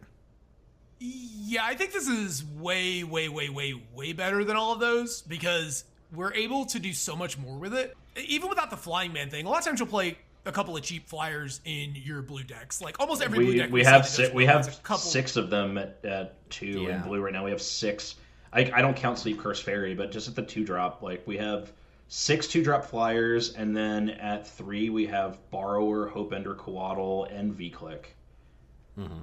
Yeah, so I think this card being able to attack, your opponent doesn't block, and now we play like, I mean, if we think about it that way, it's like a sorcery, sort of pseudo sorcery speed, because we have to play it on our turn, even though it has flash. You can play as like an Anticipate, right? You hit them with 2 creatures, you draw 2 cards, and we get a blocker in play. And you're happy enough if like this card here just trades for like your opponent's 3-drop or something, because you just get the effect just lingers, right? That was what I was about to say. I think the real advantage of this card is being able to pass with all of our counter magic up or whatever. Our opponent makes an attack, and we either flash this in and we eat something, or we trade, and then we keep the aura and we can try to leverage it down the road. Or the other thing is they don't play anything that we actually care all that much about, and then during the end step, we play this in and set up blocks for next turn, or set up really good attacks for next turn with it. I think there's a lot of play to this, and this is, again, I felt like I was pretty low on this set, but talking through some of these cards, it really is, there's a lot of cool play to them, despite them not having a lot of text on them. I think they did a really good job of elegant design in this set. I do have to give them a lot of credit for that. Yeah, a lot of our complaints up front were about the flavor of the set, not necessarily the card design. So Like, and this endurance cycle is really cool too, right? Like, there's one of these for each color. Did you add the red one? Are we going to talk about the red one? I'm not sure, but this one here, like, as with all of them, if it comes back as a non-creature and you have like a blink effect that can target an enchantment, like, you get to reset it as a creature. Or if you have a way to like pick up a permanent or something like that, you get to then recast it as a creature. So I really like these enduring cards. It just so happens that a lot of them are like very specific to different kinds of decks that you're not going to see them in a queue. But I think this one, if you have any sort of blue attacking creature deck, like this should be a decent little payoff. Like, this is so much better than this effect normally is, because it's normally just a 4-mana enchantment and that's it. Like, so unlike Stoic Sphinx, this is a card that I think you absolutely should not be looking at unless you do play small proactive like blue duders. Obviously, as we mentioned, I don't think you need to have like a flying man deck. With like a curiosity style effect, you do, right? Because like you need as many shitters to draw cards as possible to make it worth the investment. But like, even if you were to do something like, let's say like I've got like a Brazen Borrower and like a Ledger Shredder in the air, right? And you're like an aggressive deck, and I'm not clocking you, right? Like, if I'm racing you, I'm losing. But like, I'm attacking with my flyers each turn anyway because it's like not profitable for me to block. Like, if you swing out, like, even if I flash this in, and instead of like eating one of your small creatures, I like trade for your 3-drop with it or whatever, and then I untap the next turn and just attack with my flyers and draw 2 cards. Like, that's the best 4-mana draw 2 like ever. yeah, that's great. Yes. I also was just gonna confirm this before I said it, but a lot of the counterplay to this card, in terms of getting it off the table permanently for 1 card, so an exile effect, is sorcery speed. There are a couple of white effects and like 1 black effect that can deal with this and exile it at instant speed, but there's not much. Most of the exile effects in our cube are sorcery speed. This is also the type of card that, the very rare instance of this type of card where if your opponent uses an exile effect, you might even use your own like disenchant on this to kill it in response and have it just sit around on board. That's not going to come up very often because like, what's your other color to give you the disenchant? But I think this card is super cool, and unlike another blue card that's a little expensive with 3 toughness we're going to talk about, I think the fact that if your opponent bolts this, you don't actually care all that much. Like, I think I'm just like, I don't particularly care. You know, it's like, sure, bolt this, and then like we'll move on with the game, right? The stat line is so weird. I mean, eventually we're gonna stop saying like what a weird stat line for a blue creature because it just won't be weird anymore. But you know, in the not too distant past, I think if they had printed this, it would have been like a 2/3 or something. Yeah, you know what I mean? Yeah. Like this can just flash in and like trade for your opponent's questing beast, and then leave curiosity like as coastal piracy on the board. I'm honestly thinking if you're like playing Peaks of Power, like and honestly, this should probably go for without saying for most people who like listen to our show because we review for like fair cubes. So like Peaks of Power, like you're probably not interested in this, but like. There's enough lines on this if you're playing blue creatures. I think that this is like a legitimately interesting card. I just wish that I liked the art, and I really don't. Oh, I was but it's a interested, 'cause cat. I was gonna say this is Curiosity. probably the only time I will say this all episode. Art's really, really cute. It's yeah. I don't know. It's fine. all right, Teld, you hinted at the Overlord here. Go ahead and talk about the blue Overlord. Yeah, so this is Overlord of the Flood Pits. It is 3 blue for an enchantment creature avatar horror.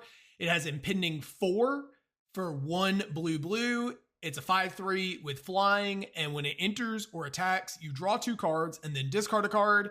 So this card is one that I've went back and forth about, where when we first read it, I thought it seemed very bad, and then I kind of came around on it a little bit, and then I've kind of talked myself back down on it a little bit. I'm sure I'll eventually talk myself back up on it a little bit. So basically, this is like kind of a divination, but you break even on cards, right? Because you have to discard a card. Early into the game, that could be kind of annoying, but it does give you a little bit of card selection. It fuels for your eyeball.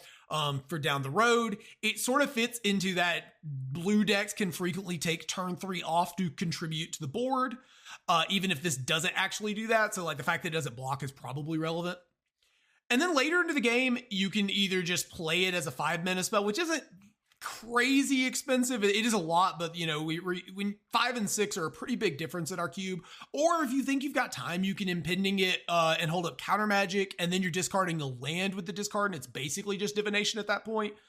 The problem is I think what I was mentioning a minute ago is this card is much worse if your opponent just bolts this, right? This card actually does get you punished pretty hard if your opponent just casts Lightning Bolt on this. Yeah, I don't... This all feels a little undertuned to me. Yeah, I think the draw spell is just a little... It's blue, and it's like a bad divination. I think that's just not enough to, like, carry the weight to take turn 3 off to get to this card on turn 5, and then have it also be, like, very fragile. Especially since, it doesn't block anything. Yeah, given divination's not a very good card to begin with, I think this could have probably just been, like, blue, 1 divination. They definitely did not push this one. Like, they played it very fair with this one. Yeah, I think you're right about. I think you're right about that, Teld. I think it could have just drawn 2 cards, but going back to what you were saying earlier about like us talking in control about the play a thing on 3 paradigm. One of the things that we talked about is the reason that you get to like play a thing on 3 paradigm is because like a lot of the things you can play on 3 like actually put muscle on the board.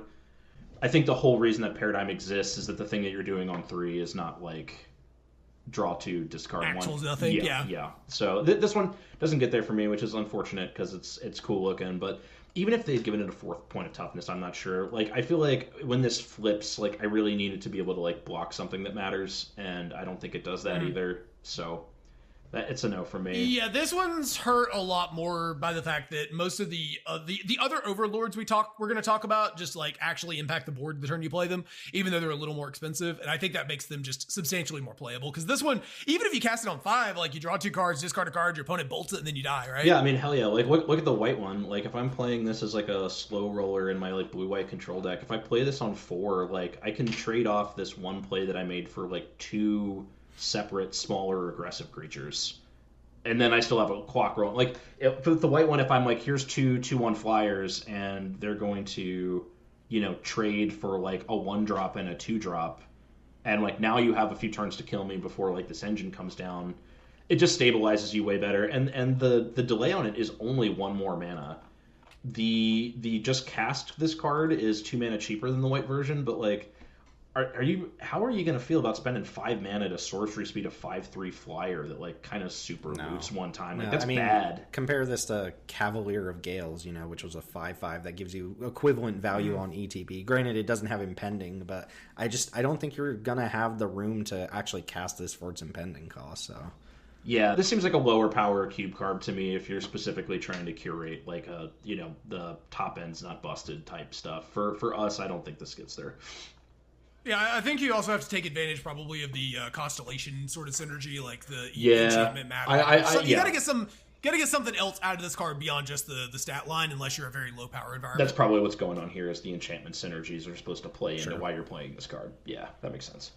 Moving into black, can I interest you in Damnation from the special guests? 2 black, sorcery, destroy all creatures. They can't be regenerated. Not a new card for Magic, but new for the Arena card pool. And I think the Black Sweeper Renaissance is complete at this point. Like, we have Toxic Deluge, we have Damnation, and Season of Loss has been really good as well. So I don't think we're playing any subpar Black Sweepers anymore. I think we're complete. We're caught up on Black Sweepers in Magic history. This is the single most important card of the set for me. For the longest time, our Black Sweepers were like Languish, Extinction Event, and Crux of Fate, which is like the dark times. Crux of Fate. If you're playing Crux of Fate, like it's not good. And actually, it's funny. We were still kind of on that Black Sweeper configuration when like Sunfall was printed. So it was like at that point, it was seriously like, okay, guys, can we get some Black Sweepers, please? Yeah. So Damnation is just Wrath of God in black, and it's not like going to revolutionize the cube or whatever, but it was really aggravating for a long time that we had White's most premium Wraths ever in spades, more of them than we could possibly play, and black, it was kind of like in a please sir may I have some more type situation. Yeah. So yeah, now between like Toxic and we're not playing Meat Hook Massacre now, but between Toxic, Meat Hook Massacre, Damnation, Languish, we have the best Black Sweeper effects that exist, and I think I'm finally ready to just, it's kind of like, like finishing the chapter of a book or something. It's like, okay, we're done with this. Let's like move on to talking about something else. It's just nice to be here. Are you ready for them to just like give us a power creep damnation in like the very next set? Yeah, they'll just give us like what's the opposite of sunfall? It can't be moonfall because that would be that would be like a white card too. Like it would be something like total eclipse or something like that. Mm-hmm. You know what I mean? There we go. Yeah. Total eclipse of the spotless mind or whatever. Yeah, something like that. Yeah, I mean, Damnation is Damnation, and it's a good pickup. Like, we don't need to linger on this one too much, but it's a huge deal for us specifically, even if, like, Vintage Cube isn't really playing Damnation anymore and stuff like that. 2 rooms to talk about here. Ugh. I think these 2 black rooms might be the only rooms that come up. I wanted to mention this one here. This is a Funeral Room / Awakening Hall. So, Funeral Room is 2 in a black for an enchantment room. Whenever a creature you control dies, each opponent loses 1 life and you gain 1 life. So kind of the Bastion of Remembrance minus the 1/1 creature. The other half is Awakening Hall, which is 6 black. Whenever you unlock this door, return all creature cards from your graveyard to the battlefield, which is a pretty massive upside, but also 8 mana. So the reason I want to mention this is like this just shows you how much of a big deal a 1/1 token can be, right? Like the difference between the 1/1 on Bastion of Remembrance and the additional mode of Awakening Hall, I still think Bastion of Remembrance wins out here. And this is a mythic, right? Yes. This is when your 2024 big splashy mythic gets outclassed by an uncommon from a set from 2016 or whatever. To be fair, I think this room is like way cooler and tweaking, and it couldn't have just been like strictly better Bastion of Remembrance because that card's fine, but like it is showing us that like the big splashy 8 mana thing isn't like the consistency of the 1/1 on Bastion you need more than like the big game ending spell here on Awakening Hall. Right. Yeah, well, also, I think the cards have almost nothing to do with one another. Like, I get the joke is that you can spend 1 million mana on Awakening Hall and you put a bunch of creatures to play and then probably had a sack outlet and you get to combo kill your opponent or whatever. But, like, wouldn't this card just be so much better if the Awakening Hall effect was, like, a 4 or 5 mana, I don't know, even if it wasn't a reanimate, just something that assisted the Funeral Room. These 2 cards have nothing to do with one another. It just doesn't work. It's not like, so for example, like Virtue of Persistence has the same sort of vibe where the 2 sides don't really do the same thing, but Virtue has the upside of the removal spell buying you time to get to the 7 mana spell. And like, there's a little bit more synergy there, just internally. And this card feels like it has no internal synergy. I feel like Awakening Hall, for this card to be any good, needed to be something much, much cheaper that helped you contribute to your board presence, even if it was less splashy and mythic and explosive. Well, and it's funny that you should mention Virtue, because Virtue has also shown us occasionally that you get to the point where you can like spend a shitload of mana to like create the big reanimation engine thing or whatever, and then you like look at your graveyard and it's just not that impressive. You know, it's like, okay, I'll get back like the 2-drop that I could repeatedly recur anyway, and like my 3-drop, and like that's not bad, but like it's not like this card. The second half of this card does not say like 8 mana win the game. Like, let's just be very clear. Like, if you're playing the type of deck that you want Funeral Home in, you're not playing the type of deck where like the second part is like 8 mana win the game. Yeah, it also, I just now noticed, I just assumed that for 8 mana we were getting all cards from all graveyards and it was just some sort of big, dumb, stupid effect. No, this is just your it's just your graveyard. Yeah, it's just yours. If you want an effect like this, I would recommend Agadeem's Awakening or whatever, Crypt of Agadeem, whatever the black MDF Zendikar Rising is, because that has the buyout mode of just being a land.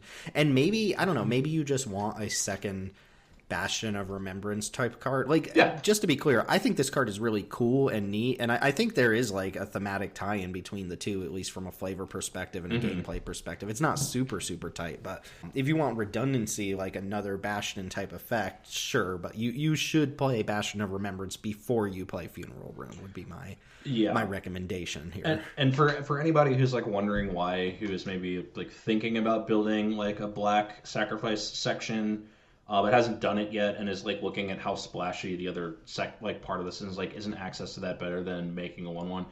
Trust me, it's not. Part of the thing with the black sacrifice decks is one of the things that makes them a little bit awkward sometimes is like you want fodder and you want things that pay you for making fodder, and you want sacrifice outlets. And if you can only play one of those type of things each turn, it basically makes it take longer for you to get your engine up and running, and you need to get your engine up and running as quickly as you possibly can to make the deck as effectively as possible, right? So in like a black sacrifice deck, being able to go like turn 1 Viscera Seer, turn 2 Blood Artist, Bastion of Remembrance. Now you have like 2 Blood Artist effects and like a piece of crap to like feed to the Viscera Seer to drain your opponent for 2 while you scry or whatever. Like you're moving faster. It's the same reason that like Woe Strider is a good card. Like is a 3/2 with Escape on it that makes a like is that necessarily like a super impressive package on its own? No, but it's a sacrifice outlet that brings something to be sacrificed. Like these combination cards that either like I'm a drain outlet and a piece of crap, or I'm a sacrifice outlet and a piece of crap. It cannot Marionette Apprentice. Yes, it cannot be overemphasized how important it is for you to be able to contribute 2 pieces of your plan to the board at the same time. Yeah, to the point that I think, like, for example, I think you could put Marionette Apprentice in a lot of black decks that aren't dedicated to a sack deck. I think you could put Bastion even in some that aren't dedicated all in on sack, but you're never putting Blood Artist, and people I'm sure will disagree with me, but you're making a mistake if you put Blood Artist in a random creature deck. I generally agree. Like, I see people do it, but I generally let's not agree. get too in the weeds about sure. Aristocrats decks. Sure. I'm only saying that to say that like the cards that bring along, that do the thing that contributes to the sack game plan plus contribute something to the board are just substantially more playable in looser decks than all-in decks. Yeah, so cool room, but play the uncommon. Play the uncommon. Yeah. All right, Teld, you added another room here that I think is also interesting to talk about. Yeah, so I think this one's a little bit better, but still kind of belabors the point about rooms being overcosted. So this is Unholy Annex Ritual Chamber. So Unholy Annex is 2 and a black. For at the beginning of your end step, draw a card. If you control a demon, each opponent loses 2 life and you gain 2 life. Otherwise, you lose 2 life. And the Ritual Chamber is 3 black. When you unlock this door, create a 6/6 black demon creature token with flying. Most of these cards, I felt like the way you played is you played the left side first. I feel like this is one of the rare cases where you play the right side first. I think you're supposed to play this as a 5 and a 6/6 demon, and on the following turn, you crack it for a Phyrexian Arena that drains your opponent for 2. And like it's okay if you're in a lower power environment. You care about demons for whatever reason, or you care about the synergies of being a piece of cardboard that you can pick back up or whatever. It's cool. I think this is one of the most playable rooms in the more generic environment, but it's hard for me to look at Aclazotz and Gissa the Hellraiser and get excited about this. Because just to be clear, 5 mana for a 6/6 flying with no other abilities is not. That's below the bar, right? You could be playing Doom Whisperer or whatever. So you really need Unholy Annex to be relevant for Ritual Chamber to be something you want in your cube, and Annex is only relevant if it follows up the Ritual Chamber, I think. Otherwise, you're just going to die to your own Unholy Annex, like, very quickly. Right. Even if you do run out the Annex after the Chamber and they just kill the demon, like, you're probably in trouble at that point. I think if you sacrifice enough tempo that you're like playing a bad Phyrexian Arena so that you can make a 6/6 demon, like I don't know, I could see for like a mid power cube, like if this could be like an interesting card. Like I'm reading this card and I'm like it's not obvious to me that this is like objectively terrible, but then like as Teld mentioned, like you just read Aclazotz and you're like, okay, just play that instead. Yeah, so probably like a not for us type thing, but there's probably an environment where that's fine. Just story moment for the listener. I have never heard Chris get more excited about a card than when Meat Hook Massacre came out in Midnight Hunt. Like he was just like, I gotta talk about that on the podcast. I gotta do it. So whether you like this card or not, I want Chris to be the one to read the sequel here. Would it surprise you to learn that I don't actually know what this card does before I read it? It would not surprise me. Okay. That's okay. Most of us haven't seen the horror movie sequel to a classic either. Yeah, right. So Meat Hook Massacre 2, which I kind of appreciate that they just like went for it with this. Like I do like this joke actually. Meat Hook Massacre 2, it's black XX, which if that's not a unique mana cost in Magic, there's got to be like one other card that costs this. Legendary enchantment, when it enters, each player sacrifices X creatures. And then whenever a creature you control dies, you may pay 3 life. If you do, return that card under your control with a finality counter on it.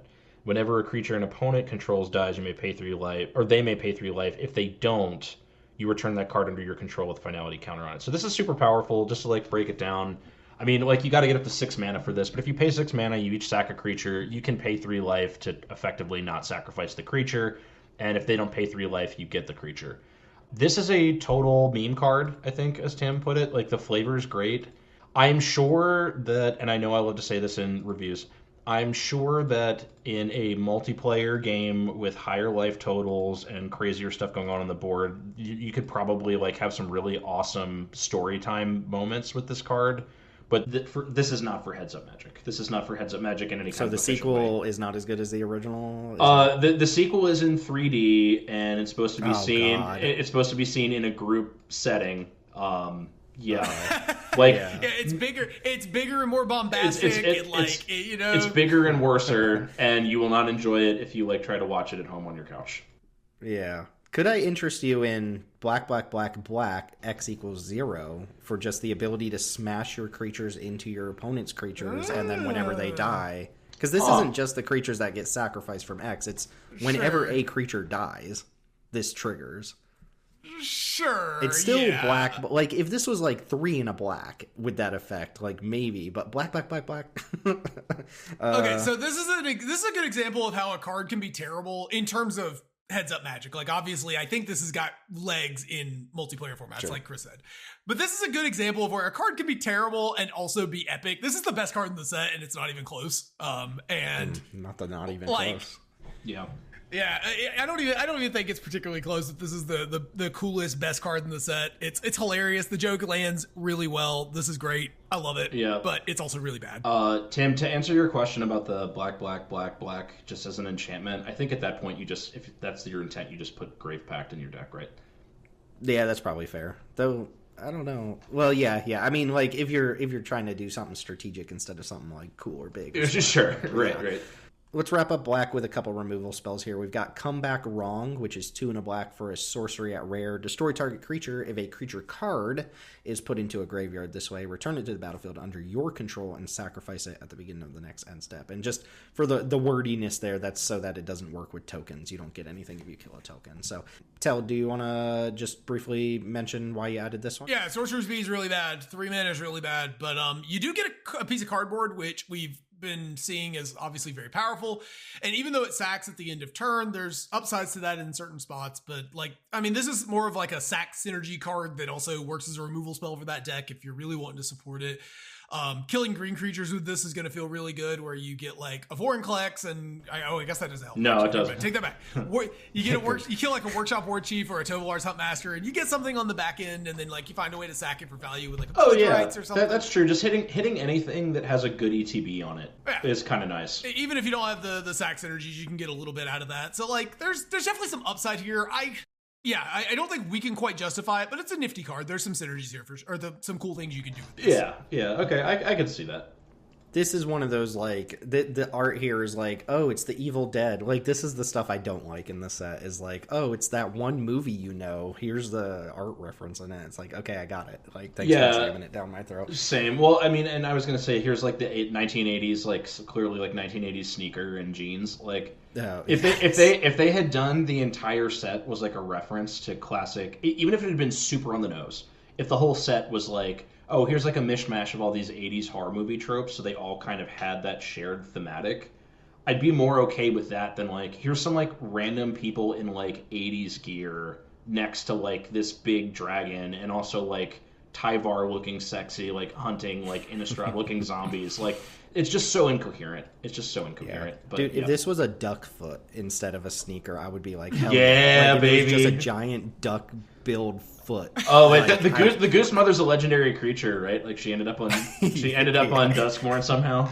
Zombie Goose Hydra. I want that creature. Zombie Goose Hydra. Yeah, that's great.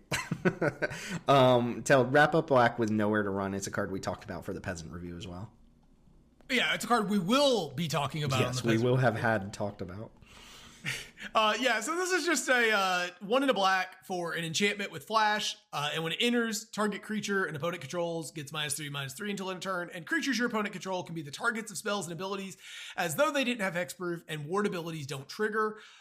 So in our environment here at a more powerful level, we don't have a lot of ways to really synergize with this. There's a couple here and there ways to take advantage of the fact that it's an enchantment or that it is blinkable or whatever. But for the most part, this is just a removal spell. The biggest thing is if you're playing cards like Graveyard Trespasser or Gissa Aquazotz type stuff. This doesn't hit it'll hit the Trespasser, which is the big deal. But if you use this earlier in the game and you just have it sitting around, you can actually target those creatures with the removal spell without having to meet their ridiculous condition of pay 7 life, discard 2 cards from your hand, sack 3 creatures, whatever. So this is some counterplay to the increasing power of ward in environments, which I think gives it some legs, because even in our environment, there's a handful of creatures with ward that are pretty darn annoying. I would need this to be intentionally put into a cube as a silver bullet for wardy hexproof type stuff before I'm really interested in it, or the ability to loop it, which is not really something we can do in our cube. It's pretty wild that this is what an uncommon removal spell looks like in 2024. I just read this and was I just assumed it was a rare.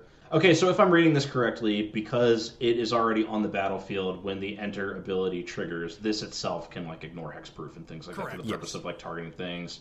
So that's cool. Yeah, I mean, this is an interesting design as a counter bullet. If you're the type of person that's oh, my removal is really good, so I'm going to play a lot of hexproof creatures, but now I need a way to deal with those hexproof creatures.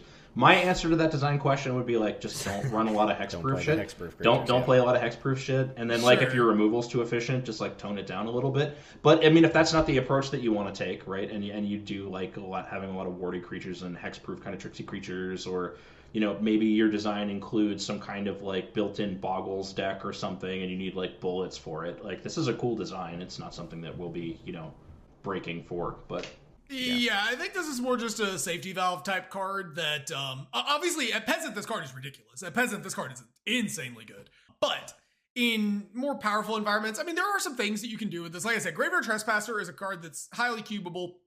We play Phelan. And sure, none of the ward abilities on these, Giss is another one where none of the ward abilities on these are completely game breaking, but when you staple it to a card that's already kind of playable, sure, it's not the best removal spell. I think that's really where you're getting your value, right? It's a decent removal spell, and then you get some upside if you have a bunch of ward creatures, because they print a lot of them these days. Yeah, totally. All right, we're moving into red here. We've got the Overlord to talk about, which this art looks just like a boss from Lies of P, by the way. I'm pretty sure this is Floco. But Overlord of the Boiler Bilges is 4 red for a 5/5 mythic rare enchantment creature avatar horror. It has impending 4 for 2 red, and the ability is whenever Overlord of the Boiler Bilges enters or attacks, it deals 4 damage to any target. So the card we're going to have to compare this to is Inferno Titan, which is the 6-drop we play. There's also Trumpeting Carnosaur as another 6-drop that you could mention here. This is an overcosted removal spell that becomes an actual threat 4 turns later. I'm curious what Chris thinks about this specifically in relation to Inferno Titan, because this is probably a worse stabilizing effect than Titan if you're just casting it as a 6/6 or a 6-drop. But Inferno Titan obviously doesn't have a 4-mana mode. So I'm curious what you think about this. Basically, I'm stumbling on my words a little bit because I'm kind of in between on it. But where are you at on this in comparison to one of these other 6-mana red creatures? Well, I'll tell you right now, I'm so unenthusiastic about this art that even if I thought it was better than Grave Titan, I'd probably stick on Titan. I would say it's a tough comparison, which is kind of a cop-out as a reviewer, but Titan does 3 damage divided up, right? So this has higher single target kill potential. It does have the 4-mana mode, and let's be honest, 4-mana deal 4 is not great, but it's not that uncommon for you to play Chandra to ping a 4 toughness thing, and then they'll attack it and kill it. I don't think that that's awful. As silly as it's going to sound to some people, I do think the difference between the actual resolved card being a 5/5 versus a 6/6 is actually kind of a big deal. That's going to increase the likelihood that it's going to need to be double blocked. And in addition to that, because of the way that Titan can assign its damage, kind of move its damage around, Titan can create situations where you have to double block it in such a way that it's eating way more than 6/6 worth of stats that are double blocking it, if that makes any sense. Mm-hmm. So my inclination, I like Inferno Titan better. It definitely stabilizes better against aggro, which, who knows, that could be an argument for this card for some people, because Inferno Titan coming down being okay, I'm going to kill your 2 toughness thing and pop your 1 toughness flyer, that's really brutal. But I think it is a conversation. I do. Teld, do you have a strong opinion on that? Maybe is Carnosaur in that conversation as well? Because this gives me Carnosaur vibes, where it's like big 6-drop play, but you can do something with it earlier if you need to. Yeah, I actually like both of the other options more than this, if I'm being totally honest. I like Inferno Titan because, first of all, it's a really old card, and it's cool that when an old card holds up. Yes. Yep. And I know that is a completely non-gameplay related comment, Right. but Inferno Titan also has an ability to stabilize you in general that is just super high. Like when you're playing the decks that want Inferno Titan, usually you're playing spot removal or other big creatures, so you don't care as much about a single big creature, which the Inferno Titan probably blocks anyways. You care about going wide and your opponent being able to get around you. Additionally, I think it just lacks the raw power of Inferno Titan. I just feel like that effect is just so powerful, especially because like the fire breathing oftentimes threatens a 2-turn clock, even though it doesn't look great. And then in terms of like being a flexible card, I think Carnosaur being a 3-mana instant is just way better, even if this gives you some upside on by being able to eventually become a creature. I mean, on a 4-mana play in most red decks, I still feel like the Impending 4 is probably a while. And I kind of feel like the white Impending was better for stabilizing and waiting it out, because I think 2/2/1s is better than dealing 4 on average. Yeah.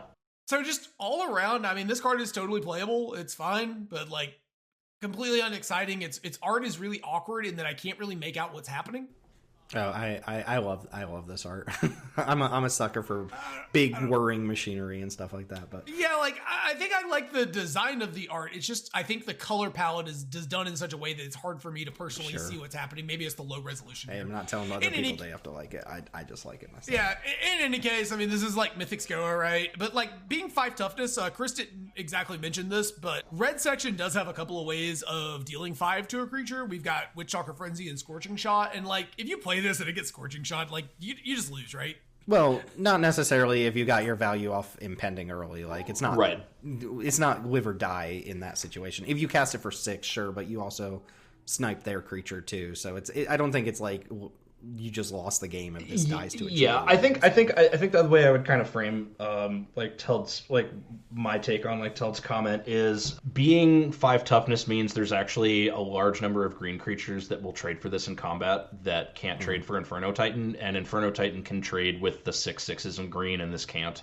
So it's also kind of interesting too, right? Because with the white one, like the actual cast costs 7, which is a lot, right? The actual cost on this is 6, but I don't want to be impending this. I don't think in like the mid game, like on turn 5, because I could just like draw into my 6 land and just play this, right?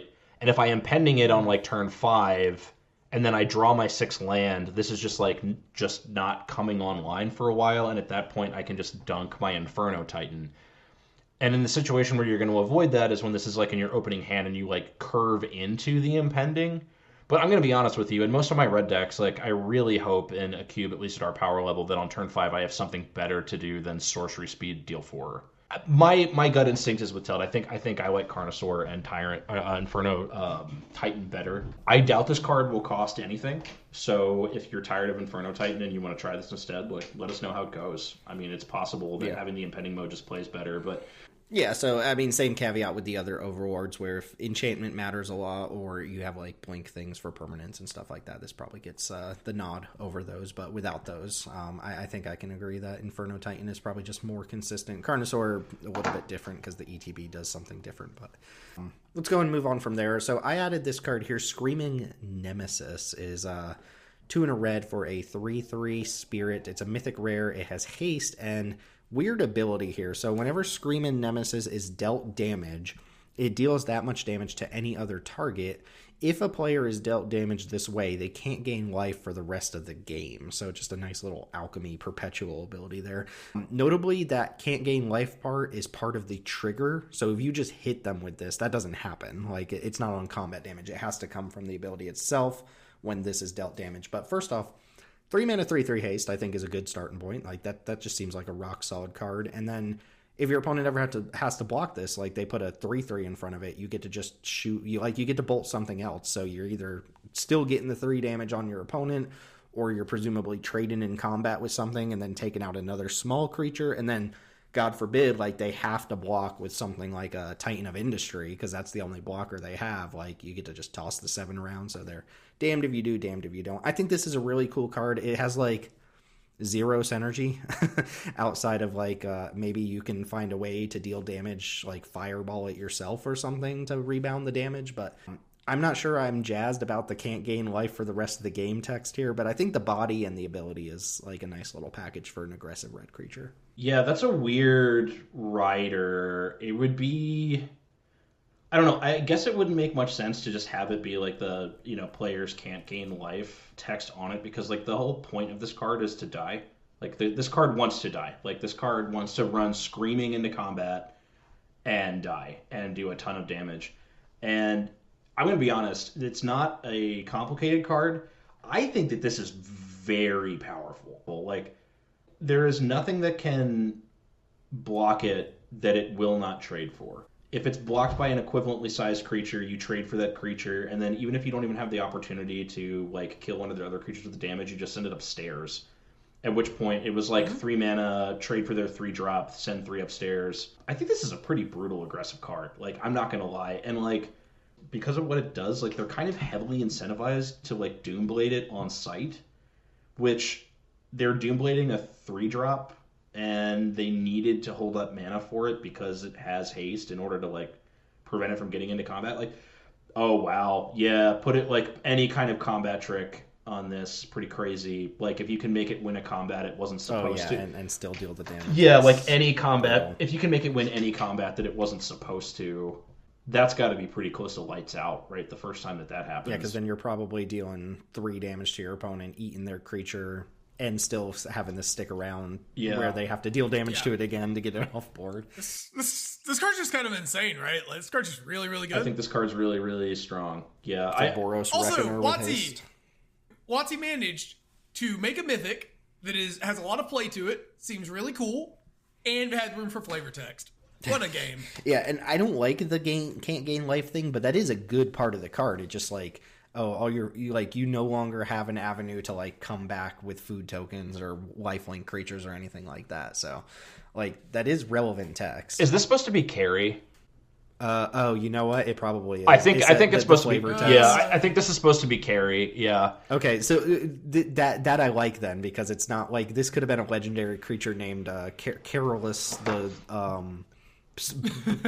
blood soaked or something. Colorless the spurn nerd or whatever. Yeah. Yeah, the spurn. You know what's really funny about like these red cards that I'm looking at too. We're going to talk about another one here in a second, but like it's like WotC decided for this, and I kind of understand why, but I don't think it was very successful artistic decision. They kind of decided that like every red card in this set, like the only color in the art can also be red. So like the frame is frame is red, and then like literally the only color in the art is also red.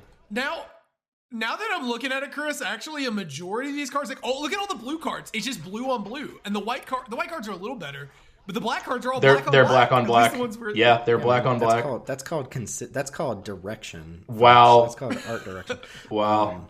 I mean, oh, never mind. I was about to say something really stupid. No, go. All right, okay. I was like, what? Can we Grim Lavamancer this and then rebound the damage to deal 2 damage? You could just Grim Lavamancer the creature. Yes, but we could. But if we go face, if we want to go face, if you want to shut off the life gain, you could do that. I was trying to be tricksy, but I was like, wait a second, that's just dumb. The real tricksy play with this, as I mentioned in the notes, is you can torch the witness this, and you get to convert. Yeah. Like you basically just get to convert it into a gigantic super just scale deal like fireball, 10 to your opponent. Okay, one more note actually as I'm reading this. You know what I'm really surprised that they didn't do with this card? I'm really surprised that they didn't like compel you to attack.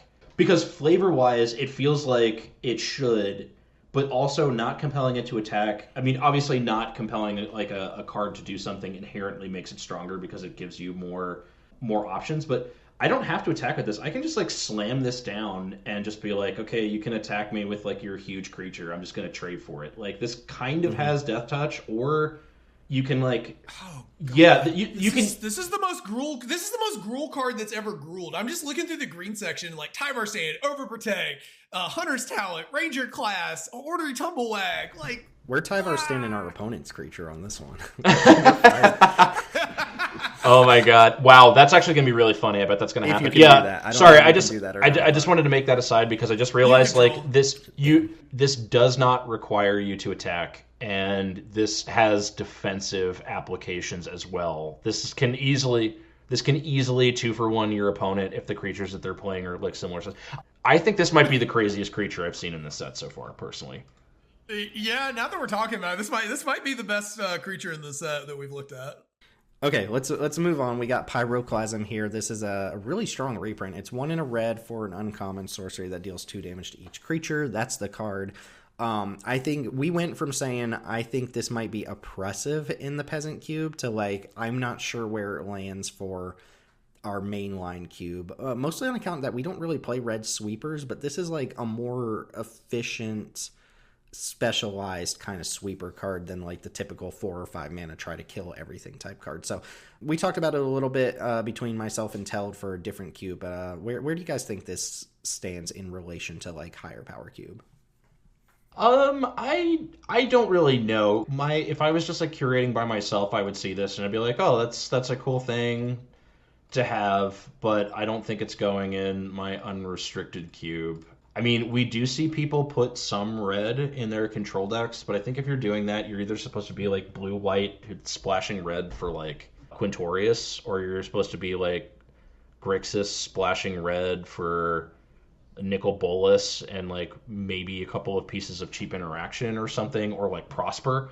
Like you're not splashing red for a global deal to. That's my gut. What did you guys land on?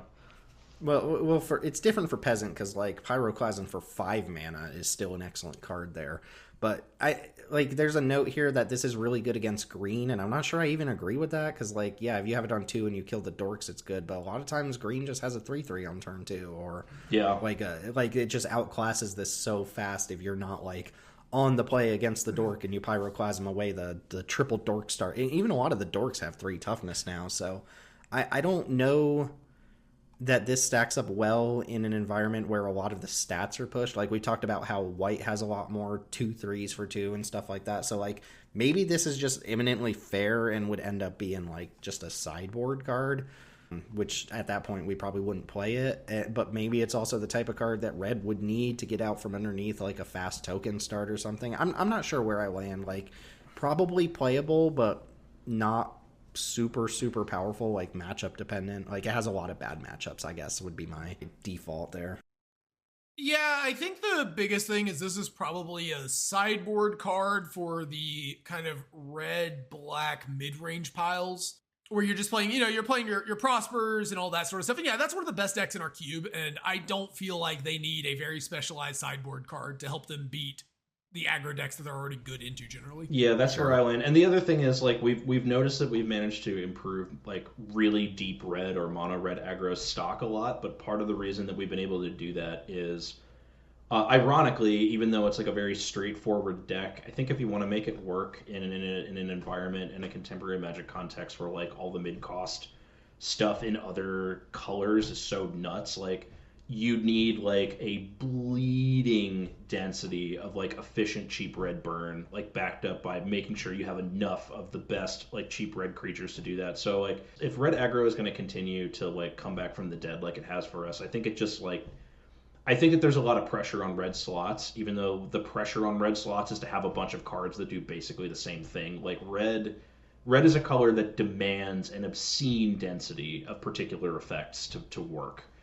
Yeah, I agree. I think if we were going to play a sweeper in red, I would still be more interested in Burn Down the House just off of flexibility and overall power. Yeah. I think Pyroclasm's in a really weird spot in contemporary Magic where I feel like when we were talking about it in Peasant, we're worried about it being oppressive, and here we're worried if it actually hits enough things. And that sort of gap between those things is where Pyroclasm presumably fits in. So maybe if you're in an environment that isn't pushing the stat lines as hard, you're in an even lower power, and we're not at like the max power, but we do generally play a powerful environment. But if you're in like that more like lower to mid power level, maybe this card has a home, right?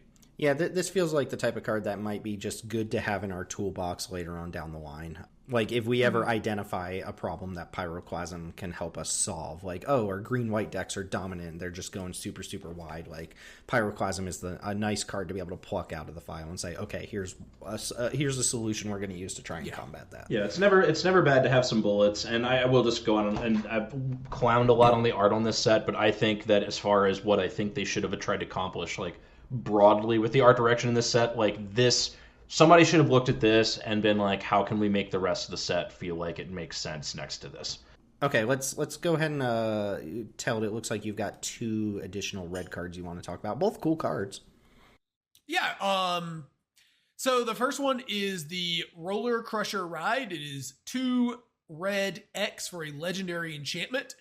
And if a source you control would deal non-combat damage to a permanent or player while there are 4 or more card types among cards in your graveyard, you deal double damage.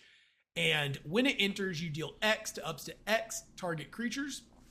So this is, I'm guessing this is more of a commander card, right? Where we're going to be able to have access to bigger mana, more targets, that sort of thing. But I will say, like, if you assume, if this just was like 6 mana, deal 3 to 3 things, if you have Delirium, it deals 6 and doubles all your spells for the rest of the game. Like, I don't know if I don't think we'd be interested in that, but like, that is a pretty decent card. It becomes Plague Wound very quickly, especially once you turn on Delirium. And like, it scales extremely well. Yeah, this is a very cool card aesthetically, I guess flavor-wise as well. I mean, it starts at 4 mana for 1 damage, like, if you don't have Delirium. And even if you do, that's 4 mana to shock something.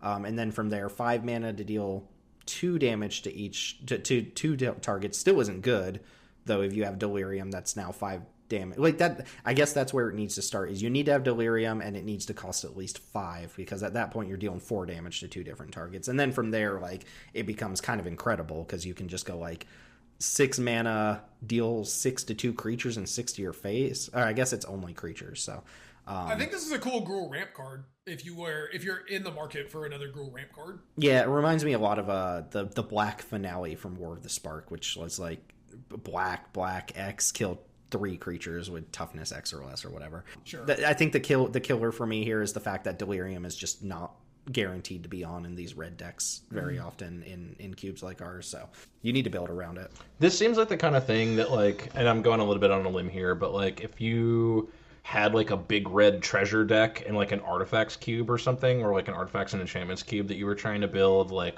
red ramps with treasures or whatever, you know, theoretically you'd have some like artifacts running around in your deck that could contribute to like your Delirium count, etc. Like, there are, like, this is a cool tool for somebody. This card also begs the question, is the demon running the mansion Michael Jackson? I'm just saying, like, there's a theme park at this mansion, and horrible things happen. Surrounded by a lot of children. Yeah, and horrible things happen in the mansion. It might be Michael Jackson's house. I don't know. Too soon? No. That motherfucker died 15 years ago. It's open season. Okay. Last card is actually, I actually think is really good. I think this one's actually good. So this is Chainsaw. This is one of the first cards spoiled in the set. It's just Chainsaw. I want to reiterate, the name of this card is Chainsaw. in a set that also has a card named Saw. So this is 1 in a red for an artifact equipment. And when it enters, it deals 3 damage to up to 1 target creature. When 1 or more creature dies, you put a rev counter on Chainsaw, and the equipped creature gets plus X plus O, where X is the number of rev counters on Chainsaw, and you can equip it for 3 mana. So this is just a 2 mana sorcery speed, deal 3 to kill a thing, and then it starts scaling up. What I like about this card, first of all, is it's another part for the Stoneforge package that I'm slowly putting together. The other thing is, like, this still triggers all your prowessy stuff, and it has lingering value, right? This is a game object that we can actually use. It eventually starts doing some stuff for us. I don't know how good overall it is, because the damage doesn't go face, but it does make our creatures bigger, and it doesn't have to be equipped, notably, to get rev counters, and it works on our creatures and our opponents. I could see this being played early into the game and just sitting there accumulating rev counters, and then we hit the end of the movie and, like, we've just got a bunch of, nasty red creatures running around with, like, plus 10 plus O. I mean, appropriately, I think that it probably works pretty well depending on how your section's designed in, like, a black-red deck, right? If this is one of your early removal spells, like, if you combine this with, like, something that's inexpensive to recur, like Bloodghast. Or, like later in the game, it's just like, okay, I'll play a land, my Bloodghast comes back, you're at low health, so it has haste, I'm going to slap Chainsaw on it and just like force you to... Maybe it would have been a little too wordy if it was like 3 damage to creature or planeswalker, and then whenever one or more creatures or planeswalkers dies. But that would have been like nice. That would have been nice upside, because the equip 3 is quite a bit, and unless several creatures have died, like equip 3 for like bad short sword, if it's only killed the one thing, is really bad. Yeah, but the floor is so good, right? Yeah. Like, not amazing. No, I know. Not totally I'm not trying to talk us out of like testing it. I think we should test this, because like this has got to be credit where credit is due. Like this is one of the most interesting removal spells they've ever made, right? Yeah, I think it's an interesting take. I do not think this card's super powerful, but I mean, like you said, the 4 is high enough. Like I don't equip 3 is so much. It really is, yeah. And like, is this, even if this is like +2/+0, like that's still not even that impressive for equip 3. So like, this has to accumulate a decent number of. I like the idea that like you equip this to something, it's probably big enough that your opponent has to trade off or block it or whatever, and then like it progressively gets bigger and bigger and bigger. But and the 4 of deal 3 for 2 is okay. So like that's really pulling it up. But I don't think we're going to see this actually getting equipped and like doing very much in a game too often. I could be wrong about that. That's possible. I think the question for this card comes down to this. Is its inefficiency as a counterspell relative to what you would usually get for this cost compensated for by what it leaves behind? Like that's the core question at the center of this card. And which I don't know the answer to. Right. And I'm saying the same thing. I don't know the answer to it either. Because, like, our sorcery speed 2 mana removal spells in red, like, kill, like, 4 and 5 toughness things now. But I think that the question is interesting enough that we should find out. I think that's a good place to put this. I'm a little off-put by Bloomburrow into Chainsaw. It's just a little off-putting. Like, we're going to be using this against the little rabbits and raccoons and stuff. Oh God, they're gonna mow down my boy Darkstar Augur with this. There's just gonna be a bat floating around at night, and then like a drunk redneck who's just like showing off his chainsaw in the backyard, just like swings it for effect in front of his buddy and just saws the bat in half. It's like, it reminds me of my dad used to do landscaping, and he had this worker named Curtis, this really overweight like 50-year-old guy, and he used to take, like, the bees would come out, and he used to take his weed whacker and just like swing it around, like weed whacking the bees and stuff. And I was like, dude, that's cut that out. That's pretty amazing. Oh, okay. Actually, okay. So I will say this: if we do decide to test Chainsaw, then we absolutely cannot continue to play Felia, because I will not see Felia removed with Chainsaw. I'm not going to see that interaction happen. But Felia can blink the chainsaw. Felia gets the chainsaw. Okay, so what we either get is like the cutest dog on the planet mowed down by a chainsaw, or we start to view Felia's expression as deranged rather than adorable because she's blinking a chainsaw. Yeah, we're already there. Felia is a messed up card. She is a deranged little good girl. Yeah. Green cards. I actually didn't pull out that much for green. It's just like a bunch of creatures, but ironically, there's some of the best cards in the whole set. So let's talk about yeah. So we have Twitching Doll. Oh, this is the one that makes the 2/2 reach spiders that we saw yesterday. There's these googly eye ass spiders. That like there's a token with like googly eye spiders. It's so stupid. Do you guys remember that this is the very first Duskmourn card that they previewed, like back when they were still doing previews for Bloomburrow, and we collectively were like, is this okay for us to play? I'm not sure. Yeah. I'm actually I don't think it's even that good, but just to read the card real quick. It's 1 and a green for a 2/2. It's an artifact creature spider toy. It has tap, add 1 mana of any color, put a nest counter on it. And then another tap ability, sacrifice the doll, create a 2/2 green spider token with reach for each counter on Twitch and Doll. Activate only as a sorcery. That's very relevant for this sort of effect. And notably, this is not just the nest counters. It's any kind of counter that's on it. Though if it has a bunch of +1/+1 counters on it, I don't know why you're really sacrificing it. But it is notable that, maybe it has a finality counter on it or something. I don't know. But yeah, so a 2 mana dork that taps for any color. And then you can cash it in later for a couple 2/2s. I mean, how many... Like, obviously, you're not cashing this in for one creature.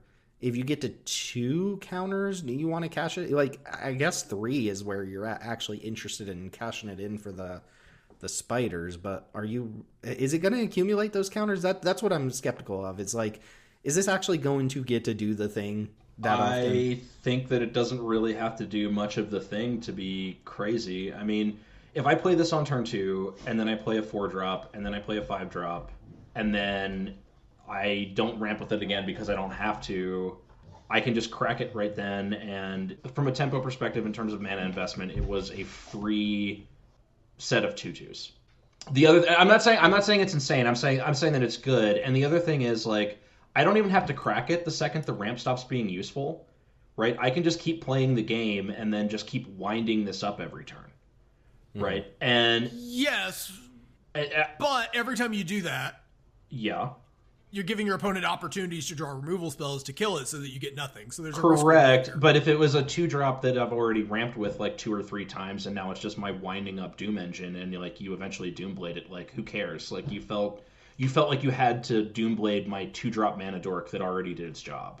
Like, that's powerful too. Sure. I mean, there's probably some player input there where you have to just like decide at what point, I could get the 4th counter on this, or I could get my 3 spiders right now. You probably should just get your spiders, and then you don't really worry about my opponent could kill this if I'm getting greedy with it, right? Like, this is going to punish greedy players, like, for not just cashing it in when they could get 2 to 3 spiders, which would be very relevant. I think very similar to the chainsaw too. Like, it's not too hard for a 2-mana 2/2 that taps for any color to be like a fine 4 of a card, and then everything else is gravy. Obviously, it needs something else, otherwise it's like Servant of the Conduit, which is not good enough. Yeah.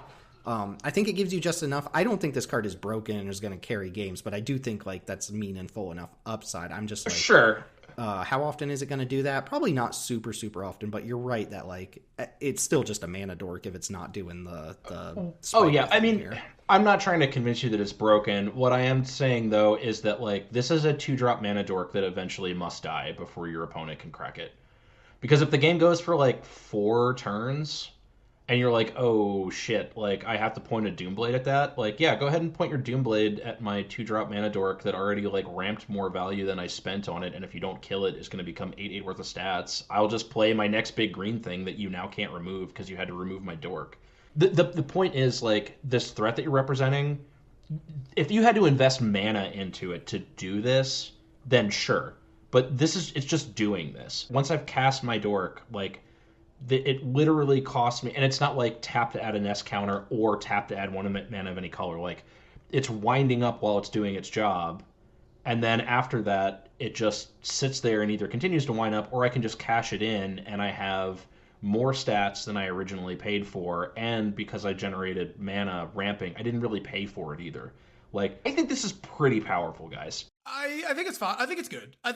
I think my concerns with this card are, one, it's a 2-mana 2/2 with no protection ability, which is like every burn spell on the planet gets rid of it. But my other concern is kind of the play pattern paradigm of if you're playing against an aggressive red deck, one, they have a ton of burn to kill this so that you don't get activated. But 2, if you've gotten to where you have a bunch of counters on this to crack it, the red deck's already lost in most cases, or they've just got to find a window to burn you out. And if you're playing against a slower deck, a control deck, they're more likely to just A, be able to answer this, or B, have a wrath to clean up even if you do. So where is this really, really good at? Because, like, if we draw this late against control, it's not doing a ton, right? Like, it's fine, but like, it's not doing much, especially when your opponent starts resolving Teferis and stuff. I just have concerns about like how powerful that second ability is. Again, it's gravy. It's good. It's going to be good. It's definitely better than if it didn't exist. I just don't know how powerful that effect is. It could be really good, but I have I have questions about like how my gut is that we're going to test it, and it's going to turn out that when it's at its best, which is when any 2-drop dork is at its best, which is when you play it on turn 2, I think that ability is going to be very powerful. And I think when you draw it late, it's going to be about as bad as drawing any other 2-mana dork. So, yeah, similar to Chainsaw, like a low enough 4 that this card is passable, even if it's not doing the thing, quote unquote, and then the thing does have some. Oh no! Here's what you do. You play this on 2, and then on turn 3, you play Luminarch Aspirant and Bristly Bill, and you start. And you go all in on. You go all in on Twitching Doll. Yeah, baby. I mean, that's the thing. Like that's the thing, though, is like if this gets up to like a 5/5, is it? At what point are you like, okay, I'm going to sack my 5? I guess you would sack a 5/5. Oh, I would never put my +1/+1 counters on this because my opponent, if they keep ignoring it and removing other stuff, is going to face a situation down the line where this is just going to have like 4 nest counters on it. They're going to have to kill it anyway. Like I would never invest counters from any other source on this for any other reason. Like it's an accelerant that becomes a ticking time bomb on its own. Like there's no reason to give your opponent any more reason to focus this. I think the power of this card is I'm playing stuff that you want to kill. Questing Beast, Ulvenwald Oddity, Vorinclex, cards like that. I'm accelerating this out with these cards, and while you're busy trying to stay alive, getting rid of these threats that I'm presenting, this is just becoming something that I'll crack later and make like 3 bears out of. All right, so Twitchy D is a little bit of a question mark for us, but I think I agree it has like a high enough ceiling. I expect this to be very good. I'm higher than they are, I think. All right, so this one I think is pretty nutty here. I don't quite understand the knobs on this card, but Tyvar the Pummeler is 1 green for a 3/3 mythic rare legendary elf warrior. Just as an activated ability, tap another untapped creature you control. Tyvar gains indestructible until end of turn. Tap it, which is kind of insane protection ability. Just tap a creature to keep it around. And then it also has 3 green creatures you control get +X until end of turn, where X is the greatest power among creatures you control, which minimum 3/3 because Tyvar is on board, and potentially higher than that. Am I wrong for thinking this card is absolutely just insane? Like the protection ability on top of like a late game, I'm gonna win the game like overrun type effect. That seems kind of like ridiculous to me. This is better than Bristly Bill's activated ability. It's harder to kill, and it's this is just Crater Hoof, right? Like this is just a hoof card. It's the really indestructible ability that gets me. Like that's just such a hard thing. Like exile removal deals with it, but that's a very hard protection ability to get through. Yeah, my instinct is the card is very good. I think it probably reads slightly more powerful than it'll play because you do have to at some point commit 5 mana to it. But when you do that, you probably just win the game, right? You probably just win. Yeah. Okay. Thankfully, it doesn't like give +X and give everything trample because that would just be silly. I do think it's very flavorful that he can become indestructible given the other Tyvar card we play in the game. That he stands. And he's making his stand here, really. I mean, he's just pummeling dudes. What's he pummeling dudes with? A bat. The bat's actually a card in the set, too. Oh, that's pretty funny. Okay. Man, they really should have given him some, like... Teld and I were talking about this before the review. They really should have given him some, like, 80s wear. Like, I mean, Tyvar really should be, like, a Van Halen fan. Like, they should have referenced... what's his name from Stranger Things, the like metal kid who's like killing demons with his guitar. Eddie or whatever, Yeah, Tyvar should have been Eddie. But yeah, I think this card looks really strong. I really wish they would stop like bombarding us with like really playable green 3s because we just have an insane glut of them now. It's one of the things that's really interesting about the ability too is that one of the things that green can struggle with is like your 1-drop dorks accelerate, but then they don't really have jobs, and this just kind of turns your 1-drop dork that's lying around into like tap, give Tyvar indestructible. This is how we're breaking that split up wrath. We're tapping our whole board down, and Tyvar's indestructible, so all the untapped creatures. Like, yeah, fair play. We did it, guys. Guess it's a survival enabler as well. You can just freely tap a creature whenever you need to. This card's strong. It's not interesting, I don't think. It's really not. This is the most uninteresting thing I can think of. But it is a powerful 3-drop. I don't know that there's much else to say about it. Like it's just it'll also like this is one of those cards that's gonna make combat a nightmare even early on. Even if you don't, because you get in the situation where like you're smorking, right? And your opponent has to decide how they want to block, but if they commit their blockers, you just activate this and you run them over. But if they don't do this, you threaten to lethal them with. It's like a really awkward scenario to have this effect on a card that's this cheap and protects itself. I don't know. That's real questionable, Watsy. Oh, there's the D-Spark symbol on it too. Mm-hmm. Oh yeah, so that is just the thing they're using on the D-Spark walkers. That's kind of cool. Okay, I'm going to take this next one. This is what I had talked about at the front of the episode where I said this is probably not a card that we want to play, but I could see this having legs and like real cubes that are trying to do broken things. So Kona Rescue Beastie is 3 and a green for a 4/3 legendary beast survivor. And it has a survival ability at the beginning of your second main phase. If it's tapped, you may put a permanent card from your hand onto the battlefield. So if you can get this tapped, perhaps on the turn it comes down with a vehicle or a saddle or haste or something like that, it just pays for itself and then puts a permanent into play from your hand, which, again, I don't want to be like best case mentality, we're putting like Grizzlebrand into play or something like that, but if you can get it tapped, like that's a pretty insane ability. Just throw a permanent into play like that. That's kind of nuts. Of course, for us, like it's kind of unacceptable to have a 4-mana green creature that gets bolted. Like that, it's just not going to get that survival ability. But I think you could support survival in a couple different ways with cards like Tyvar, perhaps.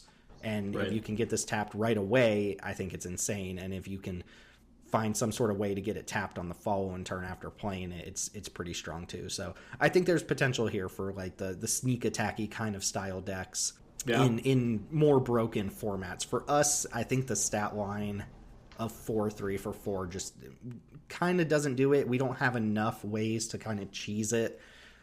We do have like a decent number of vehicles and stuff and things like Ornery Tumblewag, so if you can back it up with a combat trick too. But even then, you still have to have like a permanent in your hand worth putting on the battlefield. So like there's a lot of knobs here to make it broken, but I wanted to do due diligence and mention this card because I think there's potential here. So as you mentioned, like you also like convoke vehicles, all the stuff you mentioned, you can kind of like make it like a cheat engine. Although, like, if you're putting this in a deck and then having to put other things in the deck specifically to make your 4-mana card like a cheat engine that, like, may or may not enable something powerful because you may or may not have something super powerful in your hand as variable. I don't know how good that is, but, it's a thing. I'm not even evaluating it just as, like, I think the 4/3 stat line, like, makes it really difficult to imagine that this is going to get through combat. Like, that is a huge problem. But the other side of the coin is, like, what if you put this in, like, a Jund deck and you just play this, and then you just like back it up with like a couple of Doomblades, and then just swing, and then put like a permanent into play for free. Like if you're already kicking your opponent's ass, it's just going to kick it way harder, and if you're really behind, it's not going to do anything. And so there's a lot of power on the card, but I'd probably use this word too much these days, but I think this card is very polar. Yeah, I think my issues with the card is that in cubes where the survival effect will be sufficiently powerful enough, they are going to be sufficiently powerful and have options that are better than this. And in cubes where we can enable this because we're low enough power, you have to really limit how broken the permanents you can put into play with it are to facilitate the lower power level to begin with. Well, I mean, like, the best thing we could do in our cube in a green deck is put Titan of Industry into play for free, right? Like, and that's the or Grave Titan of what you can do. Though I don't think enabling it's very hard. Like, it is difficult. Like, that's the challenge of survival, right? Is, like, the default is this has to survive combat, which means it has to survive a turn to be able to attack, and then also survive the combat where it gets to attack, which is 2 turns of not dying somehow to get there. So you do need other ways to do it, but I think like you don't have to really dilute the cube, like a cube with things like Springleaf Drum and stuff like that to enable this when you already play things like Tumblewag, Smuggler's Copter, Reckoner, Bankbuster. That said, like that's not like tapping creatures for survival is not a seeded strategy in a thing like in a cube like ours. So like that's more of a pipe dream type thing than it is something you're actively going for, which means like yeah, you don't really want to use a 4-drop slot on a card like this, but I don't think you have to like go out of your way to do like really janky things to make survival work. Like you can kind of make it work, but the upside has to be there, and the fact that like you have to have permanents worth putting into play in your hand on top of like getting survival online is like a few too many hoops to jump through for just a normal cube. Yeah, I think I'm in the camp of you generally need to do kind of janky things in order to consistently enable it. Obviously, you can just like put I don't think so. I just named like 4 and things that you just naturally have in your decks. Sure, but then like when you don't draw the AB combo, the other cards are good. This card is not good without the other cards, right? This is the we have our synergy card, but like we play a 4-mana 4/3 instead of like, I mean, when you compare this to like Doomscar Warrior, Radagast, like Questing Beast, it just looks, it's just like if we don't have the piece to enable it, this card is terrible. Yeah, which is why you don't put it in a cube like ours. So yeah. I mean, I would say we can kind of leave it as like if you want to do a bunch of like Elvish Piper type stuff in your cube, and you know that you want to do that, this card can do that. I don't think that we want this for a more general playstyle. 100%. So the next card's interesting because as a line of text we don't like very much, but I actually love the art on this card. It's a Balustrade Worm, 3 green for a 5/5 worm. It can't be countered. Not a huge fan of that. It has Trample, Haste, and Delirium. For 2 green. You can return it from your graveyard to the battlefield with a finality counter on it. And obviously you can only activate that if Delirium is active. Notably, this can be the creature, like if this is the only creature in your graveyard, that does count towards Delirium. But first off, the art is awesome here because it, like, at first glance, it's like, why is the worm such a small thing in this art? But then you realize, like, the actual, like, staircase and stuff is part of the worm. Mm-hmm. So, like, really cool art direction there. I could see this being, like, a boss in a Castlevania game or something like that, or a Metroid game. It just feels like that sort of thing. 5 mana, 5/5 haste trample. That's a good card. It has the ability to come back once. Can't be countered does make it, again, to use the word, polar against, like, you know, heavy control decks. So, like, if I could erase the can't be countered, I probably would. That said, I think it's okay to usually have, like, a card like this floating around that's, like, kind of control hoser-ish, as long as you don't overload on, like, oh, everything in my cube can't be countered. I have Coma in my cube on top of Niv Mizzet and Chandra 6 and stuff like that. So this is just a good beater with some recursion and a kind of unfortunate, like, control hoser line of text. Yeah, I mean, I guess can't be counted on there is, like, the only reason that you would put that on a card is you think that this might have constructed implications against some existing control deck. It's weird, though, too, because, like, if it gets countered, like, you can just return have the Delirium to bring it back, so, like, did it really need the Yeah, that's actually... I just realized that, because, like, the Delirium isn't, like, a cast thing, so, like, if you intended it for be that, then it's like, cool, you countered it, I will recur this. Yeah, because the can't be counter text doesn't matter at all if you're using the Delirium ability. Yeah, this feels a little tacked on, and it's unfortunate that it makes me like the card less than I should, because sometimes it just feels like they just, like, tack that onto shit. And usually when they tack it onto stuff, like, you know, in Lord of the Rings, they tacked it on to, like, Last March of the Ents, or, like, some card like that that's just, like, an 8 mana sorcery, so, like, yeah, of course they don't want it to get countered. This is, like, a 5 mana beater that can recur itself, so I'm not really sure why it needed this line of text. It's okay, guys. The Wandering Emperor is going to take care of this card every time you cast it anyways. It's going to get exiled the first time, yeah. That said, I mean, it's just stats. It's stats and recursion. It's fine. It's like a mini Feast and Troll King, almost, that can't be countered. So, that said, Delirium's not always online, so sometimes you won't get it back. But again, at the same time, if you draft this card, you are incentivized to start poking around at Delirium enablers. I will say on the other end, too, I think green has been relatively underpowered with an unbearably bad blue matchup at the moment. And I'm not saying green is terrible or anything, but I do think it has been on the downturn for the most part. And I think this is the kind of card that, sure, maybe we don't like can't be countered, but this does force your blue decks to stay honest and actually put removal spells in their decks. Okay, so what I'm hearing is that I can kill the goose that lays the shit brown eggs and get Delighted Halfling back in there. So overload the counters. Yeah, overload the counters. For the people who don't understand what he's talking about, we recently cut Delighted Halfling for Birds of Paradise, but it's Chris's mission to get Gilded Goose out of the cube, and we've promised him when we get another mana dork that's worth playing in the 1 mana slot, Gilded Goose is next to go. So, yeah, Balustrade Worm, at least it's a clean text box. We know what's going on with the card. There's nothing confusing about it. Did one of you guys want to close out green with Valgavoth's Onslaught here? All right, so Valgavoth's Onslaught is green XX for a sorcery. Manifest Dread X times, then put X +1/+1 counters on each of those creatures. There is about 7 more lines of text on the card explaining what Manifest Dread does, but this is actually a very tight, clean text box. It's very simple, easy to understand. Also really, really powerful. So if we walk through the likely gameplay scenarios, you've got X is 1, you get a 3/3, essentially, and you mill 1, which is okay. It's like not great, but it's okay as a buyout if you just absolutely need a blocker. But on 5, we get 2 4/4s and mill 2 cards. And that's really good. And we're adding a ton of stats into play. It's going to be much harder for the regular way of, like, all right, I play my big green thing and then it gets Doombladed and my opponent kills me. It's going to be hard to do that. You have to kill 2 creatures now.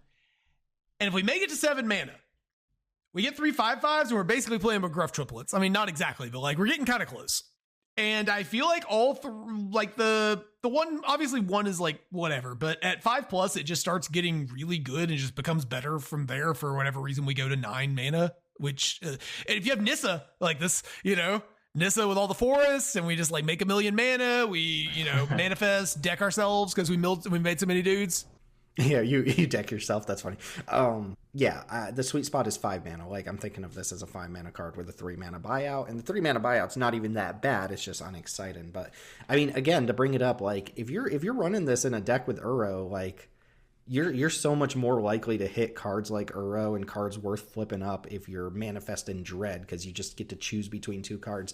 And then Uro even benefits from like tossing the cards in the graveyard. But 5 mana for 2 4/4s is really good. We had that card in Kamigawa, didn't we? But like it was 1 green or something like that. And like it was 2 4/5s, but sure. These are 4/4s that sometimes they're better than 4/4s. And it's a castable card instead of a quad green card. So I mean, right. That's really good. It's funny because whenever we're looking kind of like to fill out a slot in green, it seems like the 5-drop section is the one that has the least exciting cards or the most busted cards. So we're always like, we'll just play Cavalier or whatever. And this is like 2 back-to-back 5-drops I could see just having, in our pocket whenever we need a good 5-drop between the Balustrade Worm and the Valgavoth's Onslaught. Yeah, agreed. It's always nice to see green get like a very interesting effect. It suffers a little bit, obviously, from not being a permanent, but like you couldn't print a card that did something similar to this and have it be a permanent. Probably, I mean, I guess you could make it like an enchantment that does this or something. Mm-hmm. Well, on top of that, they want to seed stuff like this as instants and sorceries so that you get delirium going. Like this puts a sorcery in the graveyard for delirium and stuff like that. That is also true. It limits the number of times you can recur this or search for this, because a lot of green cards can find or recur permanents. You know what we're doing with this, right? We're manifesting Twitchy Doll and then turning it up, and it has counters on it, and then we're make some spiders. Oh yep, we did it, guys. We did it. Card. We did it. Yeah, what's always nice about, obviously what's always nice about these cards, and I agree, like, if I'm casting this for 3, I'm not a happy camper. That's not what I want to do. But, in a pinch when I need to be curving out, and I'm playing against a very fast opposing deck, like, it's just going to be the right thing to do some percentage of the time. Mm-hmm. It's kind of like Goldvein Hydra and some of these other, like, X spells that, like, actually get there, because not all X spells do. When you're like, oh, man, we really need, like, another good high drop, or does it feel like green is, like, missing, like, one piece of beef at, like, the top end or whatever? Well, what's nice about a card like this is, like, this is at 5, this becomes a solid card, and then as a mana dump that you draw later when you, like, don't have anything to do and you're just looking for one piece of good action to, like, really stomp the game shut. I mean, if you draw this late and cast it for 7, like, that's just crazy, Yeah, it's crazy, but it does sort of feel like that is not hard. That is not easy to beat by any means, but it does feel like to me, it feels a little less egregious than something like Gruff Triplets that just kind of takes the game and like breaks it over its kneecap. Oh, totally. No, 100%. Gruff Triplets is like not an acceptable Magic card. Like, thank God that card doesn't have like a modal cost on it that like makes it accessible even early. Like, that card sucks. That design sucks. I hate everything about that card. This card is interesting. Yeah. One thing to note that we haven't mentioned yet either that could be relevant with stuff like this is if you blink a manifested permanent, it re-enters as a permanent. Like, if you blink a spell, an instant or sorcery is just gone forever. But if you have, like, I don't know, you manifest a Wedding Invitation or something and you have an Ephemerate in your hand, you can Ephemerate the Wedding Invitation. It'll come back that's pretty cool. as Wedding Invitation.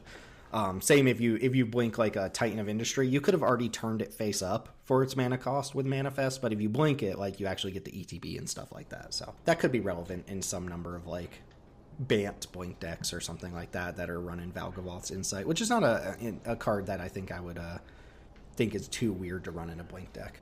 Yeah, and notably, just wanted to touch on this, I think you put in the notes real quick, is like, I think this gets better if your cube, in addition to this, has like green stuff that like likes feeding the graveyard. We're talking about this card in the context of like not really having a deck like that, but if you do, like, there's just even more upside on this, filling up your graveyard. And if the card that you're looking to bin is in the top 4 to 6 cards of your library, depending on how much you cast this for, like, you're going to look at all of them and get to choose. So it's going to end up in the graveyard like you want it to. Mm-hmm. All right, moving into the last leg of our review here, we have some gold cards, followed by just a handful of colorless cards to talk about. Chris, I would actually like for you to take this first card, the Undead Sprinter. Okay, just want to point out again, this is like another example of like the 80s horror movie aesthetic reference, not just the jogger, but like the weird runes in the air and just kind of how cheesy the whole thing is, that I think would have been a fine cross-set aesthetic, but it shows up like on like 15 cards and just is like jarringly different than everything else, which is a bummer. I hate this art. Yeah, I would like this art if it was in the context of more art like it. So I actually like this card quite a bit. So this is Undead Sprinter. Mop thinks that this card is terrible, and I think he said horrible. I think he said horrible, and I was like, okay, I can see. I think it's like the greatest thing in the world, but like I don't see how you could like read this card and be like, oh my god, I can't believe they designed something this bad. So it's Undead Sprinter, a black and a red for a 2/2 that has trample and haste. You may cast it from your graveyard if a non-zombie creature died this turn. If you do, it enters with a +1/+1 counter on it. So 2/2 trample haste for 2, not an impressive stat line, but the point is that you can cast it from your graveyard if a non-zombie creature died this turn, which means like any turn that you can like pop one of your opponent's blockers with a removal spell, you can just pay 2 to flop a 3/3 trample haste onto the battlefield. And if it trades, then the next time you can do that. If you, I mean, it's not going to be as good, obviously, if you have to do it second main because you're not abusing the haste, but if you just like slam a bunch of your aggressive creatures into your opponent's creatures and some trading happens, you just pay 2 mana, get a 3/3 out of your graveyard. Just on generic power, regardless of context, like Blood Tithe Harvester is probably just like a stronger card, like almost obviously. But what I do like about the Undead Sprinter is I think that this is a unique 2-drop for like a particular type of aggressive or sacrificey kind of red-black style. If you're trying to communicate that you have that in your cube, I think this is a fine 2-drop to consider. I think that this is good enough. Yeah, I think it is notable too that a 3/3, which is what you get after you trigger this the first time, is just how much better a 3/3 is than whatever 2/1 little dork you were going to recur. In just a straight black deck, yeah. Yeah, and the point about removal is really good because like if you're trying to grind out the game, this card's pretty good at doing that. Like 3/3s trade off, they block pretty well. I think the biggest downside of this card is that the first time you cast it, you get a 2/2 trample haste. I do think that's a pretty raw deal. That doesn't feel very good. I think that's fine. I think it's fine. I think on turn 2, like it's either going to chip in for 2, and then you're just going to like slam it into your opponent later, and it's either going to get eaten or whatever. And then in the later game, like I think one thing that people sometimes discount about haste creatures, if you're a hyper aggressive deck and you want to be jamming, even if you're going to like lose some creatures for no value theoretically on like a couple of jams, is like a 2/2 is not very big, but a 2/2 haste does represent, if they're trying to stop as much bleeding as possible, another creature they have to throw a blocker in front of. Mm-hmm. So if they're throwing something larger than this in front of it to eat it, then they're not throwing it in front of something else that creature was going to eat. So I think this pushes damage well. In like a sacrifice deck, you can use one of your sack outlets to just like eat a dorky token to enable casting this out of the graveyard pre-combat, if that's what you want to do. And also, like, I honestly think, this may sound a little weird, but, like, this reads like an Aristocrats card, but I actually think that this is, like, a fine little Jund card, too. If you're playing a bunch of cheap interaction. Could be. Because, like, yeah, it trades, and then, like, you don't necessarily have to be losing your own creatures to keep recurring it. It just kind of turns every cheap removal spell in your hand into pay 2 more mana, get a 3/3 trample haste out of it, which I think is solid. Yeah, it's also particularly good with removal that lets you discard a card as a cost, like Bone Shards or Bitter Triumph, because you just pitch this and then cast it because you killed your opponent's creature. And then you can also do things like kill my opponent's creature, cast this as a 3/3 attack, they have to trade off, and then second main, I'll just cast this again from my graveyard because I already killed your creature. Like, I already fulfilled the non-zombie clause earlier this turn. So I think this is good, and I think a 2/2 haste for 2 is like where you want to be as a starting point for an aggro creature. Like, it's not impressive, but I don't think that's bad. Trample's a little weird on a red-black aggressive card, like, just from a color pie perspective, but I assume it's because like red has trample. He runs. Like he run. He jump. I think that's literally like what they're going for there. But yeah, I think this is cool. This is a nice little recursive creature that can signal a red black aggro deck pretty nicely. Haste Menace would have been really sick. Menace would have been strong. Yeah. Who wants to talk about the coolest card in this set? All right. So next up we have Kaito, Bane of Nightmares. So it's 2 blue-black for a legendary Kaito Planeswalker. And it has ninjutsu for 1 blue-black, which if you don't remember, ninjutsu is a mechanic that if a creature goes unblocked, you may return an unblocked creature you control to your hand and put this card onto the battlefield tapped and attacking. And during your turn, as long as Kaito has 1 or more loyalty counters on him, he's a 3/4 hexproof ninja creature. He has a +1 of you get an emblem with ninjas you control, get +1/+1. A 0 of Surveil 2, then draw a card for each opponent who lost life this turn. And then -2, tap target creature, put 2 stun counters on it. So this card's really, really cool. I'm gonna be honest, I have no idea how good this card is, but it's a Planeswalker with ninjutsu, and it has modality in the sense that if we're ahead and we're attacking, we can like bounce our creature back to hand. Maybe we get an ETB, maybe we don't. But we put Kaito in. We've saved a mana off his cast cost. We've hit our opponent, so now we can 0 our Kaito and immediately draw a card, Surveil 2, just kind of like if you attack to the regular Kaito. Alternatively, we can go ahead and tap down one of our opponent's remaining cards if we're trying to make sure they can't crack us back. You can plus if you need to put it out of burn range. You can also cast this card pre-combat and then -2, tap an opponent's card down. The ninja emblem thing is kind of like, yeah, whatever. I mean, it works with Kaito. It'll probably be one of, if not the only ninjas in your cube. So it kind of is just, it pumps Kaito itself. But I do think the 0 and the -2 are both like pretty good. I think if you're in a tempo-y blue-black deck, the -2 ends up being not quite a Doomblade, but it's getting kind of close, right? You're on turn 4, you tap down your opponent's card. If we assume games are lasting between 5 and 8 turns on average, you know, that's close to being removed for the rest of the game. And it does represent a draw engine, and Surveil 2 draw card is a good bit better than just regular draw card. So really cool card. I don't know, I have no idea if this is good, but it's really cool design. I sort of want to test this. I think it's going to want you to play like a certain deck construction, but I also think that like that kind of deck construction in our environment's already viable, and just having another card that like signals that it's there and has good cards available for it could be cool.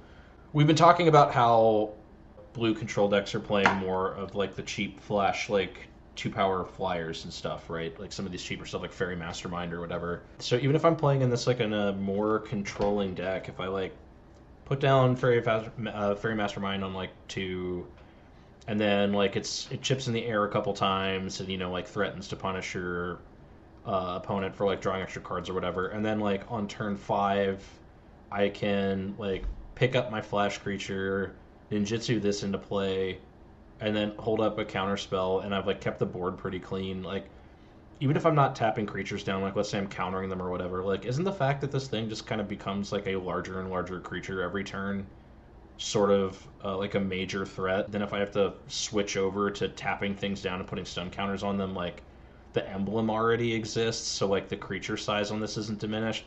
I don't know, this seems cool to me. I would want to test this over like the Kaito that we've been playing for a million years. Not because it's not like a good card, but because it's a very different card, but it has kind of like similar vibes in terms of the best deck for it. I don't know. I think that this goes in fewer decks than the Kaito that we already have. I think this card is way cooler. No, it's definitely cooler. Like I can't argue with you there. I don't know if market research says like Kaito is really popular or something, but man, did I not want to see Kaito Shizuki in this horror really set? Yeah, it just, I don't know, this character being here is just so off to me. Like the ninjutsu thing just also feels out of place, though it is a very cool application of ninjutsu. So my favorite part of this card is the little Pon Chan thing, the little like, spirit animal robot thing in the top at the top of the card, just just randomly hanging out. His little fox. Yeah, his little fox be there. Yeah, his little fox has to be there, man. He's in the other one too. Well, yeah, it's the objectively best companion you can have in Magic the Gathering Arena. Yeah. Okay, let's move on from there. We've got a couple cards that we've actually talked about in the Peasant Cube review, so they're coming up here. We raved about Wildfire Wickerfolk for Peasant Cube because it's just the most Gruul card that ever Gruuled at Uncommon, but the red-green 3/2 haste Uncommon Scarecrow, it is an artifact creature, and it gets +1/+1 and trample if you have Delirium. I'm not sure who added this here, but like, does this get there at lower power level? It's just, this card has stats. Like, this card has good stats. I think this might be better than Bloodbraid Elf. I'm just going to be honest. I don't. Like, in green-red decks, like, 80% of your deck is creatures. It's a 3/2 haste that's going to be It's going to have, okay, so it's going to be a 4-3 for 2, some less than 50% percentage of the time. And otherwise, it's like a cheaper version of the card that doesn't cascade. You're just like a registered, like if you look up Teld's political, like registered political affiliation on the internet, it's going to be the ban blood or remove Bloodbraid elf from our cube party. I don't think this is better than Bloodbraid elf. Like the upside is like maybe it's bigger sometimes. Like no, I mean, no I'm not thanks. going to make the comparison between a 2-drop and a 4-drop here, but if you're talking about from the like as far as the cube slot goes, like I'm not sure where I land on that, but like it doesn't make that much sense to compare these two cards directly to one another. I think this card is there on rate if you wanted to make room for it. I'm not saying Bloodbraid Elf is or isn't a cut for it, but like we said in the Peasant Cube, like you don't get 3-power haste creatures on 2-drops. Like Yeah, you don't. That's true. do we have any of those even in the monocolored section? I don't think so. I don't think so either. No, I think the best you can do is like Cunning Coyote or like Emberheart Challenger kind of counts. And like if you do get Delirium online, like you are paying 2 mana for probably like a 4 drops worth of stats. But as Chris noted, like you can't rely on Delirium being on for this card. So I am evaluating it as a 2 mana 3/2 haste here, which is a very Gruul card. Again, comparing to a Narcomancer, like the comparison doesn't make any sense to me because they're just 2 wildly different cards. But as far as like which one deserves to be your cube slot, I don't know the answer to that question. No. You turn one. All right, guys. You turn one fetch land, Abundant Harvest for non-permanent. Okay, Turbo right, Delirium. You hit Mistress Bauble. We cast this, and then turn 3 we cast Bauble into I don't know. Yep. Yeah, we can make it happen. And your opponent and then we bolts you, discard, and you're now like, we've got a 4/3 on turn 3. So good. Yeah, I will just quick stats update. Bloodbraid has 2 trophies in the last 4 weeks. So Yeah, I'm not saying they trophied because Bloodbraid Elf is in there. I'm just saying people put it in decks that Bad win. cards in their deck. It happens. We can't always save people from themselves. Answer me this, Teld. How many trophies does Wildfire Wickerfolk have in the last 4 weeks? Because I guarantee it's less than. Oh my God, guys! It actually has one already. How did that happen? What? What that would be? Okay, we'll discuss that one more off air. It's stats for the listener. If you didn't know, this card has stats and it hits hard. It's fast and it's larger than it should be. Maybe my least favorite card in the set here, as far as like the aesthetic and what they're going for here. Arabella Abandoned Doll, another one we raved about for Peasant Cube. I'm not sure where it lands here, but red-white for a 1/3 uncommon legendary artifact creature toy.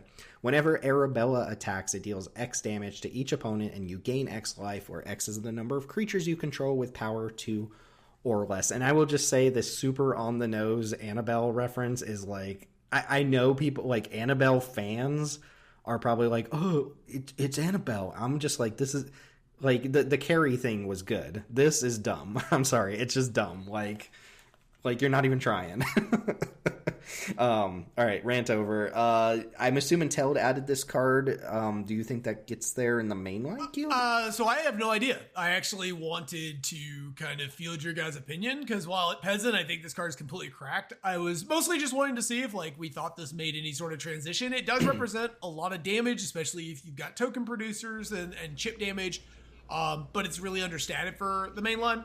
I have no idea. I just this was more of a what do you guys think? Because I think this is the kind of effect that is relatively unique. I don't think we've seen anything quite like this at any rarity. I'm less excited about it here than I would be for the mainline cube for the same reason that I'm like less excited about like Pyroclasm is like the games don't necessarily revolve around this sort of thing the same way they do in the Peasant Cube. Plus, like, I mean, just any card in the Peasant Cube is going to scale down in its potential when you bring it to the mainline cube because of the stats of creatures and how hard things hit and stuff like that. So you don't have less time to like set up for something like this. I still think the ability is very powerful, but like, there's no way we would cut one of the Boros cards we're playing to play this, right? Probably like the Boros not. cards are. Yeah. I think we'd find a cut somewhere else. It does fit the description for me of like, why should you put a 2-drop aggressive gold creature in your once upon a time, I think my mood was just like, oh yeah, well, if you have an aggressive deck in a 2-color combination, like you should be playing like one of the better like 2-drops. And where I've really gotten around to is like, unless it does something really unique relative to what the monocolor 2-drops do, then like probably not worth using a multicolor slot on. But this is very different. So I don't know. I'd be open to testing this. It won't break my heart if we don't, but it is a fairly unique effect, and notably, if you can augment this creature somehow, with +1/+1 counters from another source or a piece of equipment or something, it becomes extremely deadly, extremely fast. Though, Teld, you did mention in the Peasant review very briefly how, like, this can be counteracted a little bit by anthem effects, and I think that actually is, like, way more relevant in the mainline queue, because you flip your, like, wedding announcement or whatever, and suddenly your 2/2s or 3/3s, Yeah. and then that, like, turns off part of this ability, and, like, the difference between a 2/2 and a 3/3 is not as profound as it would be in, like, the Peasant cube. So I do think the anthem kind of non-bow is relevant for this card. Yeah, I guess my thought is we do support Delny, and that card has consistently shown to be very powerful. And this, like, I mean, this is like a straight up combo with Delny. But even beyond that, it sort of signals a theme. I don't know. This is a card that, like, I just feel like this card's cracked. I don't know. Like, if you guys think that there's potential here, I'd be down to try it. It'd be, again, cube equity question, what's the cut, rather than, like, is this there on power level? Yeah, I think at our power level, I'm probably much more questionable about this, because I also think the game states in which we're going to be able to get a bunch of cheap creatures into play are going to be smaller. But if you do, it's going to be pretty nasty. If you imagine, like, a world where we cast this at some point and then cast a Tristani and, like, with a Delny in play, and we, have like 5 creatures, 6 creatures with 2 or less power in play, and then we attack our opponent, and now we're, like, dealing them 10 with the trigger alone. Yeah, I mean, it's a really powerful trigger, like, if you get to do certain things. For the listener, too, I made the mistake of thinking that the other small creatures had to be attacking, but they don't. Arabella just counts the number of creatures you have with power 2 or less, including itself when it attacks, and nothing else has to be attacking for you to get that damage. So I'm game to try to find a cut to test it. If Teld is like, I'm really interested in this, I want to see how busted it is, I'm sure we can find something.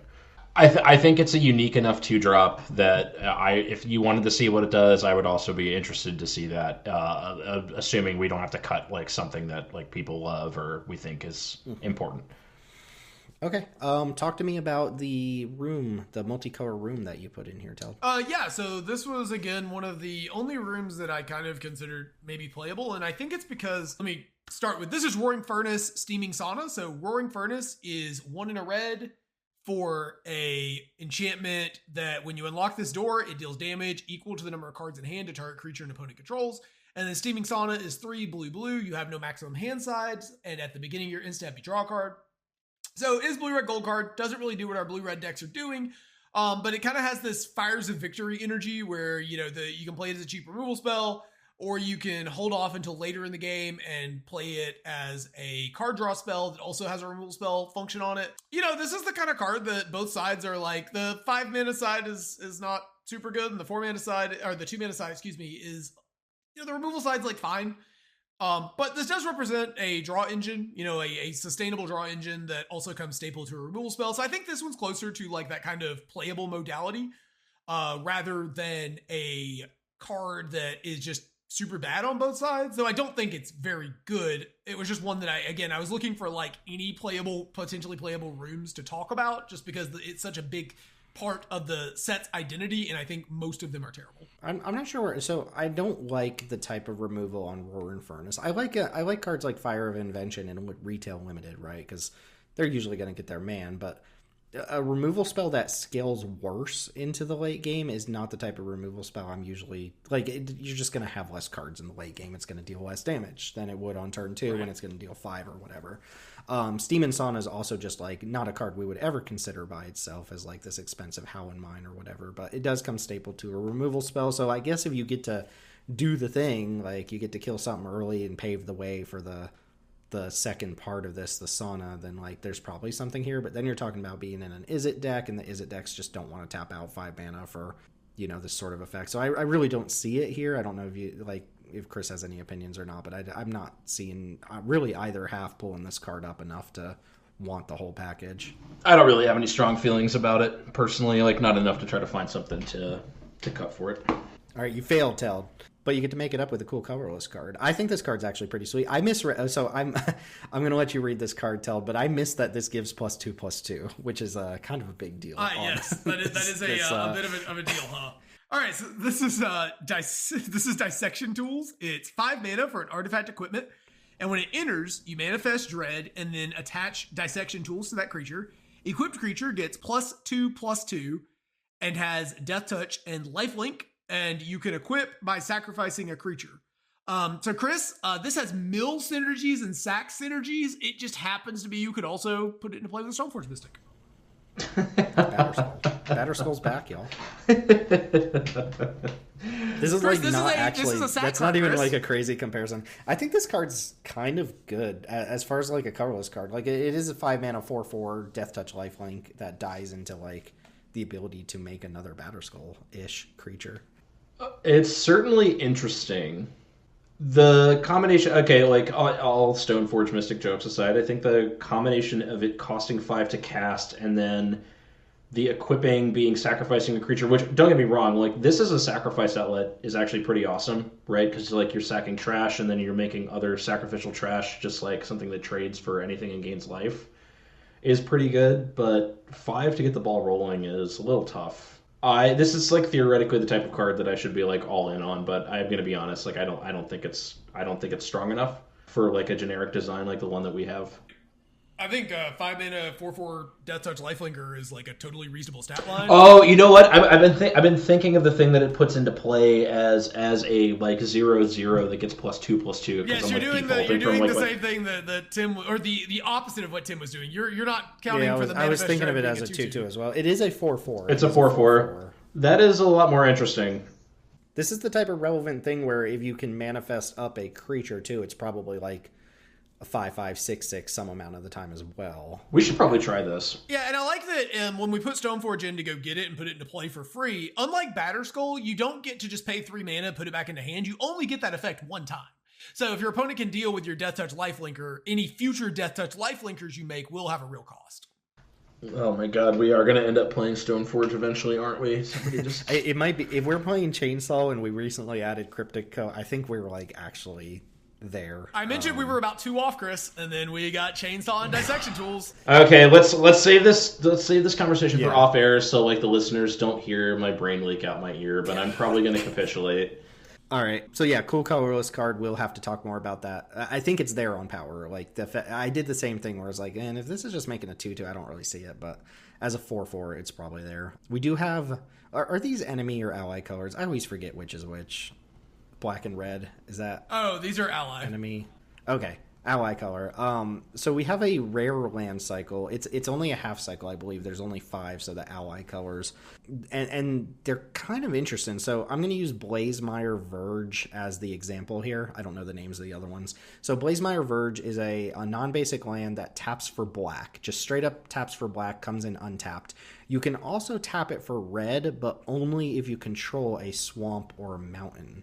So the way I'm reading this is a strictly better swamp that in a 2-color red-black deck should always tap for the second color. Like, pretty much will always tap for red and black and be untapped, right? Like, the only thing it doesn't do is give you red on turn 1. But if you follow this up with a mountain in your red-black deck, it taps for both colors. If you follow it up with a swamp in a 2-color deck, it suddenly taps for red as well, even though you have 2 black lands in play. The only time it doesn't do that is if you're playing a dual land or something that doesn't have swamp mountain type. So if you go like Dragon Skull Summit into Blazemire Verge, this only taps for black. But even then, it's still better than a swamp, right? Because it's going to tap for red eventually. Sure. I guess I was thinking of these as strictly better check lands, which we do run. But I guess that's not actually true. I think they are generally better than check lands because they always come into play untapped. But even though neither can produce red on turn 1, if you have a hand with no mountain, no swamp, you can play a tap check land and then have access to it on turn 2. But I think most of the time these are just better though, right? Like these are, I think, always come into play untapped, and most of the time making the other color of mana is probably still fine. Well, my thing about this, like sometimes not producing red or like it can't tap for red on turn 1, which could be relevant some number of times, but this is taking the place of a basic swamp in your deck, sure, which couldn't do that anyway. So like, I mean, this should tap for both colors 9 times out of 10 and already comes in untapped as a source of colored mana. without any restriction. Like this land cycle seems great to me. Like how many of these are there? There's just 5 of them, 5. presumably with the other 5 coming sometime soon. I would hope so, because there's nothing like flavor wise keeping these from being in a new set. So I would hope, probably not Foundations, right? There's no way Foundations has the other half of this, but whatever set comes after that, I would guess we get the other 5. So like if it's a hold off till we get all 10 type thing, like sure, but I think these are just really good lands. This seems great. This is just gonna be a dual land like majority of the time without types. Yeah, ship it. Yeah, agreed. I was thinking along the same lines that Teld was, which is these are probably just better check lands, because the check lands are obviously not themselves typed. They care about types. They can never come in untapped on turn 1. You can probably, and forgive me, Teld, if you already did this, but like you could probably cook up like some scenario in your head where your mana comes online faster with a check land in your hand instead of this one. But like I think you'd have to get like pretty goofy with it, and you'd have to be holding all deck. You'd have to be holding like all non-basics, and it would like have to be a 3-color deck. And in that situation, it's like, oh no, my greedy multicolor deck has a worse land than normal. This could be worse in like a 3-color deck for sure, but like as far as just 2-color fixing for a 2-color deck, it's personal thought this is probably better. This is probably better than Blood Crypt majority of the time in a red-black, like a strict red-black deck. This is probably just better than the Shockland. Yeah. I don't know if I go that far. But I could see the argument like it's pretty fucking close. I could accept pretty fucking close for sure. I can take that too, though. I do like obviously the one situation where it wouldn't be. Or the 2 situations is if you need the red mana on turn 1, or if you just draw like even if you draw swamps like this into swamp, you get to unlock the red mana. So it's better than Blood Crypt, except in the exact situation where you need the other opposite color of mana on turn 1, which shouldn't come up that often. It will. Okay, Blood Crypt is better because it'll get you out of that exact situation. Right. Also fetchable. So in 2-color decks, this is just straight up better than a check. Like the only scenario where in a 2-color deck, it's just better than a check. It's just better than a check like every time, unless you drew like. Right, unless you somehow drew like this and like the red-black fast land, and those are the only 2 lands in your hand. But even then, you're fine because the red-black mana off the other land. Yeah, so yeah, these are probably just once we get all of these are probably just going to replace checks like straight up, I would imagine.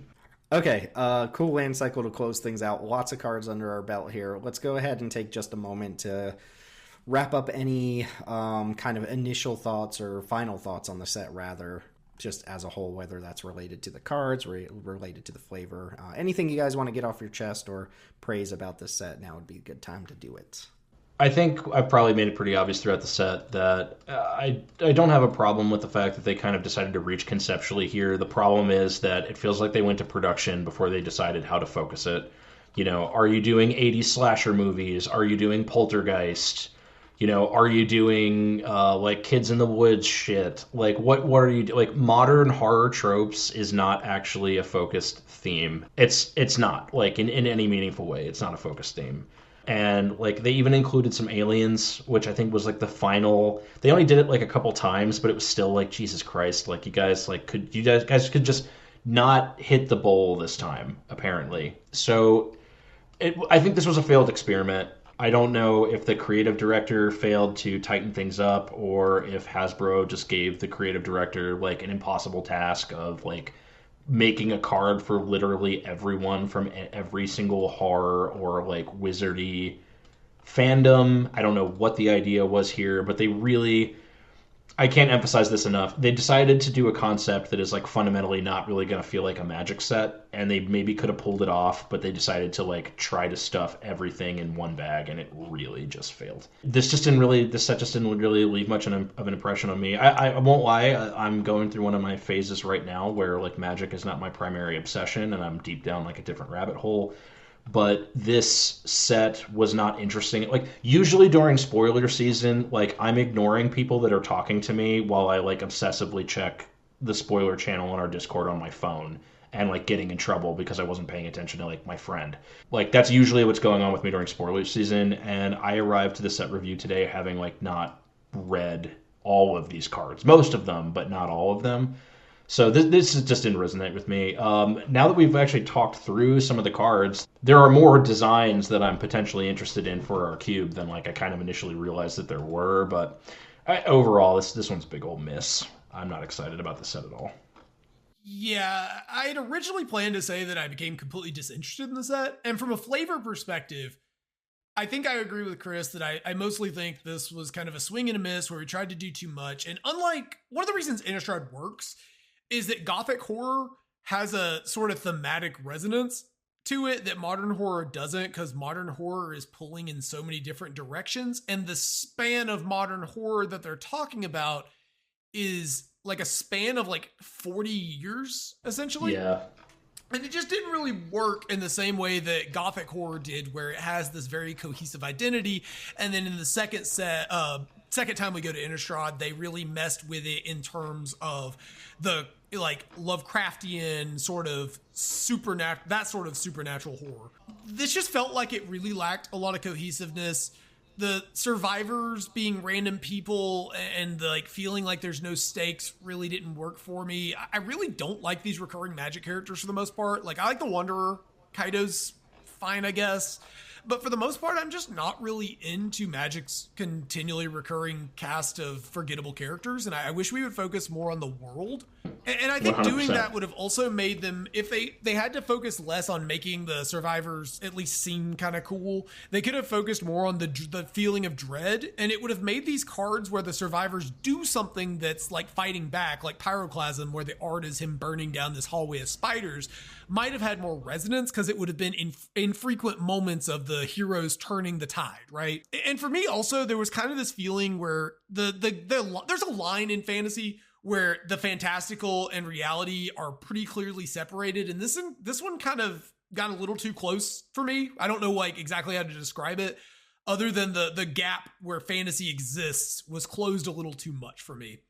That being said, I think the limited set looks like it could be interesting, assuming that they tested this and the rooms actually work, because this would be like if the sagas in Kamigawa didn't work out, that set would have been terrible. And I sort of feel that way about this set, where if the rooms that are such a big part of the design space end up just really flopping and red, white aggro is just the best thing to be doing, or Gruul is the best thing to be doing, it's going to be a big miss. That being said, much like Chris, when we were talking through these cards, I went from saying I was pretty unexcited even on a design level to actually getting pretty excited. I think a lot of these cards are really cool designs. They're getting better about creating really interesting cards that also are elegant, which I think for a while we got into complete text bloat that was not like that. And so I appreciate their attempts to make cards in a 30-year-old game increasingly complex, but also get back to a space where we, even on rares, we sometimes have room for flavor text. So I really appreciate that. So it's not all bad, but I think for me, the flavor was mostly a miss with a few big hits. Like the ones that hit for me in this set really do hit. And they were like, I was like, man, if this whole set was just stuff like that, this would be all over it. Mm-hmm. Yeah, I'm 50-50 split on the flavor here, because I think they had a really cool world. Like I said, they put so much world building into the creatures and like the logistics of Valgavoth being this giant moth demon that like encompasses a world. Like that just sounds really fucking cool. But once you add in these references to Children of the Corn and Poltergeist and Monsters Inc. and stuff, I'm just like, not like, oh man, like you had this cool thing and you're just doing this really schlocky top-down reference to as many different horror things as we can. Like that, a little known fact about me that you guys might not know. I love horror movies. I'm especially like into like the gory side of horror. I have like this unhealthy fascination with the Saw movies. But when I see a card that's called "Let's Play a Game" or whatever, I'm like, there's no flavor to it outside of this is a reference to another thing. Annabella or Arabella is just like the flavor of the card doesn't do anything. And the thing that got me going, like the thing I was thinking about is why doesn't this work for me, but something like Eldraine does? You know, this, by all accounts, Eldraine should not work for me. It's fairy tales mixed with Arthurian legend. Like, why does that work? But Duskmourn with its horror themes doesn't work. And it's because like they were clever about all their references in Eldraine, but they weren't clever about half of the stuff until they went back. Until they went back to Eldraine. Yes, the first, I should say, the set in itself in the first attempt. The second one was a little mismatched, but man, I see things like the Shine-In reference, and I'm like, okay, you're referencing the Shine-In, and that's like all I get out of it. And it's just, yeah, the aesthetic. I really wish they had leaned into the world itself, the mansion itself. The creature designs are really cool. Look at that eyeball card that we talked about. Look at the balustrade worm and things like that. Like the whole mansion is alive type thing is the stuff I really love from the set. The roller coaster ride card is really cool. But then once you start getting to dudes in hallways and like, oh, the humans are fighting back. Like, and here's a reference to Jason Voorhees' mask. It's like, oh man, like you really just dragged me down from something that I thought could have been really cool. So flavor wise, if people like the set, if people like the references to like their favorite horror franchises or whatever, like you're allowed to like that. I just don't like it. I think it's too schlocky, too on the nose for those things, and does not gel with the kind of like mansion vibe that we've got going on. Card wise, lots of really cool card designs. Like most of my complaints are about the flavor of the set. The card designs themselves, like Teld said, are really good. The mechanics, I'm split on the mechanics. I really like rooms, but there aren't that many good rooms. I really like impending, but they didn't really use the mechanic that much. I like the aggressive twist on delirium. I really like manifest dread. But then on the other side, Eerie is basically not even a mechanic. It's just Constellation. And then Survival is just super lame. It's like Coven from Crimson Vow or Midnight Hunt or whatever. So I'm 50-50 split on this set. I'm excited for the cards that we got. I do not care for half of the flavor of the set, and I do like the other half. I would not be excited about a return to Duskmourn, though. So that's kind of my thoughts to close things out on old DSK here. Final question. Any one particular card stand out as something that you're really excited to try out, or a question mark that you still have in mind? Probably the new Kaito for me.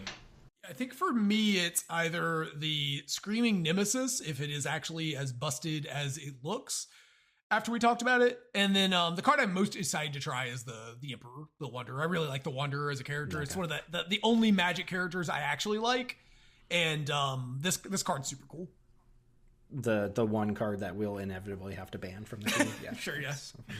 The biggest question mark for me, and the card I really want to try out, is the Eyeball, the Abhorrent Oculus. I think it's just a really cool design, like super powerful thing packed into a card that actually makes you jump through like a kind of significant hoop for the power that you're getting. So we'll see how these all play out. But that's going to go ahead and do it for Duskmourn here. A lot of cards to talk about regardless of how we feel about the set. And should be shaping up the cube a little bit with the new additions. We did all of our intro stuff up top, but remember, as usual, to find us on our socials, Twitter at JankDiverGaming, YouTube.com/JankDiverGaming, and you can find Teld streaming on Twitch.tv/TeldTalks. By the time you're listening to this episode, the Peasant review should be coming up next as a bonus episode. So stay tuned for some bonus content with the Baker's Bane duo. And that's going to go ahead and do it for the Duskmourn review. We'll be back with a couple more episodes before we inevitably have to talk about Foundations. So thanks for hanging out. We'll catch you all next time. Get ready for the blockbuster hit of the summer. From the people who brought you Citizen Kane and The Godfather comes the most critically acclaimed movie of the century. 21st Century Fox and Lionsgate Film bring you an emotional tale of heroism, betrayal, and romance. Dudes in Hallways, Chapter 1. Starring Morgan Freeman. We can't let Valgavoth get away with this, folks. Sylvester Stallone. Hey, Simone, cook me up some of that mathematics. And Patrick Warburton. Hey, why are all these people in these hallways? And guest star in Sexy Red. Bow, bow, bow, bow. Prepare for the movie experience that will blow your mind. Dudes in Hallways. Available in IMAX and 3D at a theater near you. Rated D for dumb.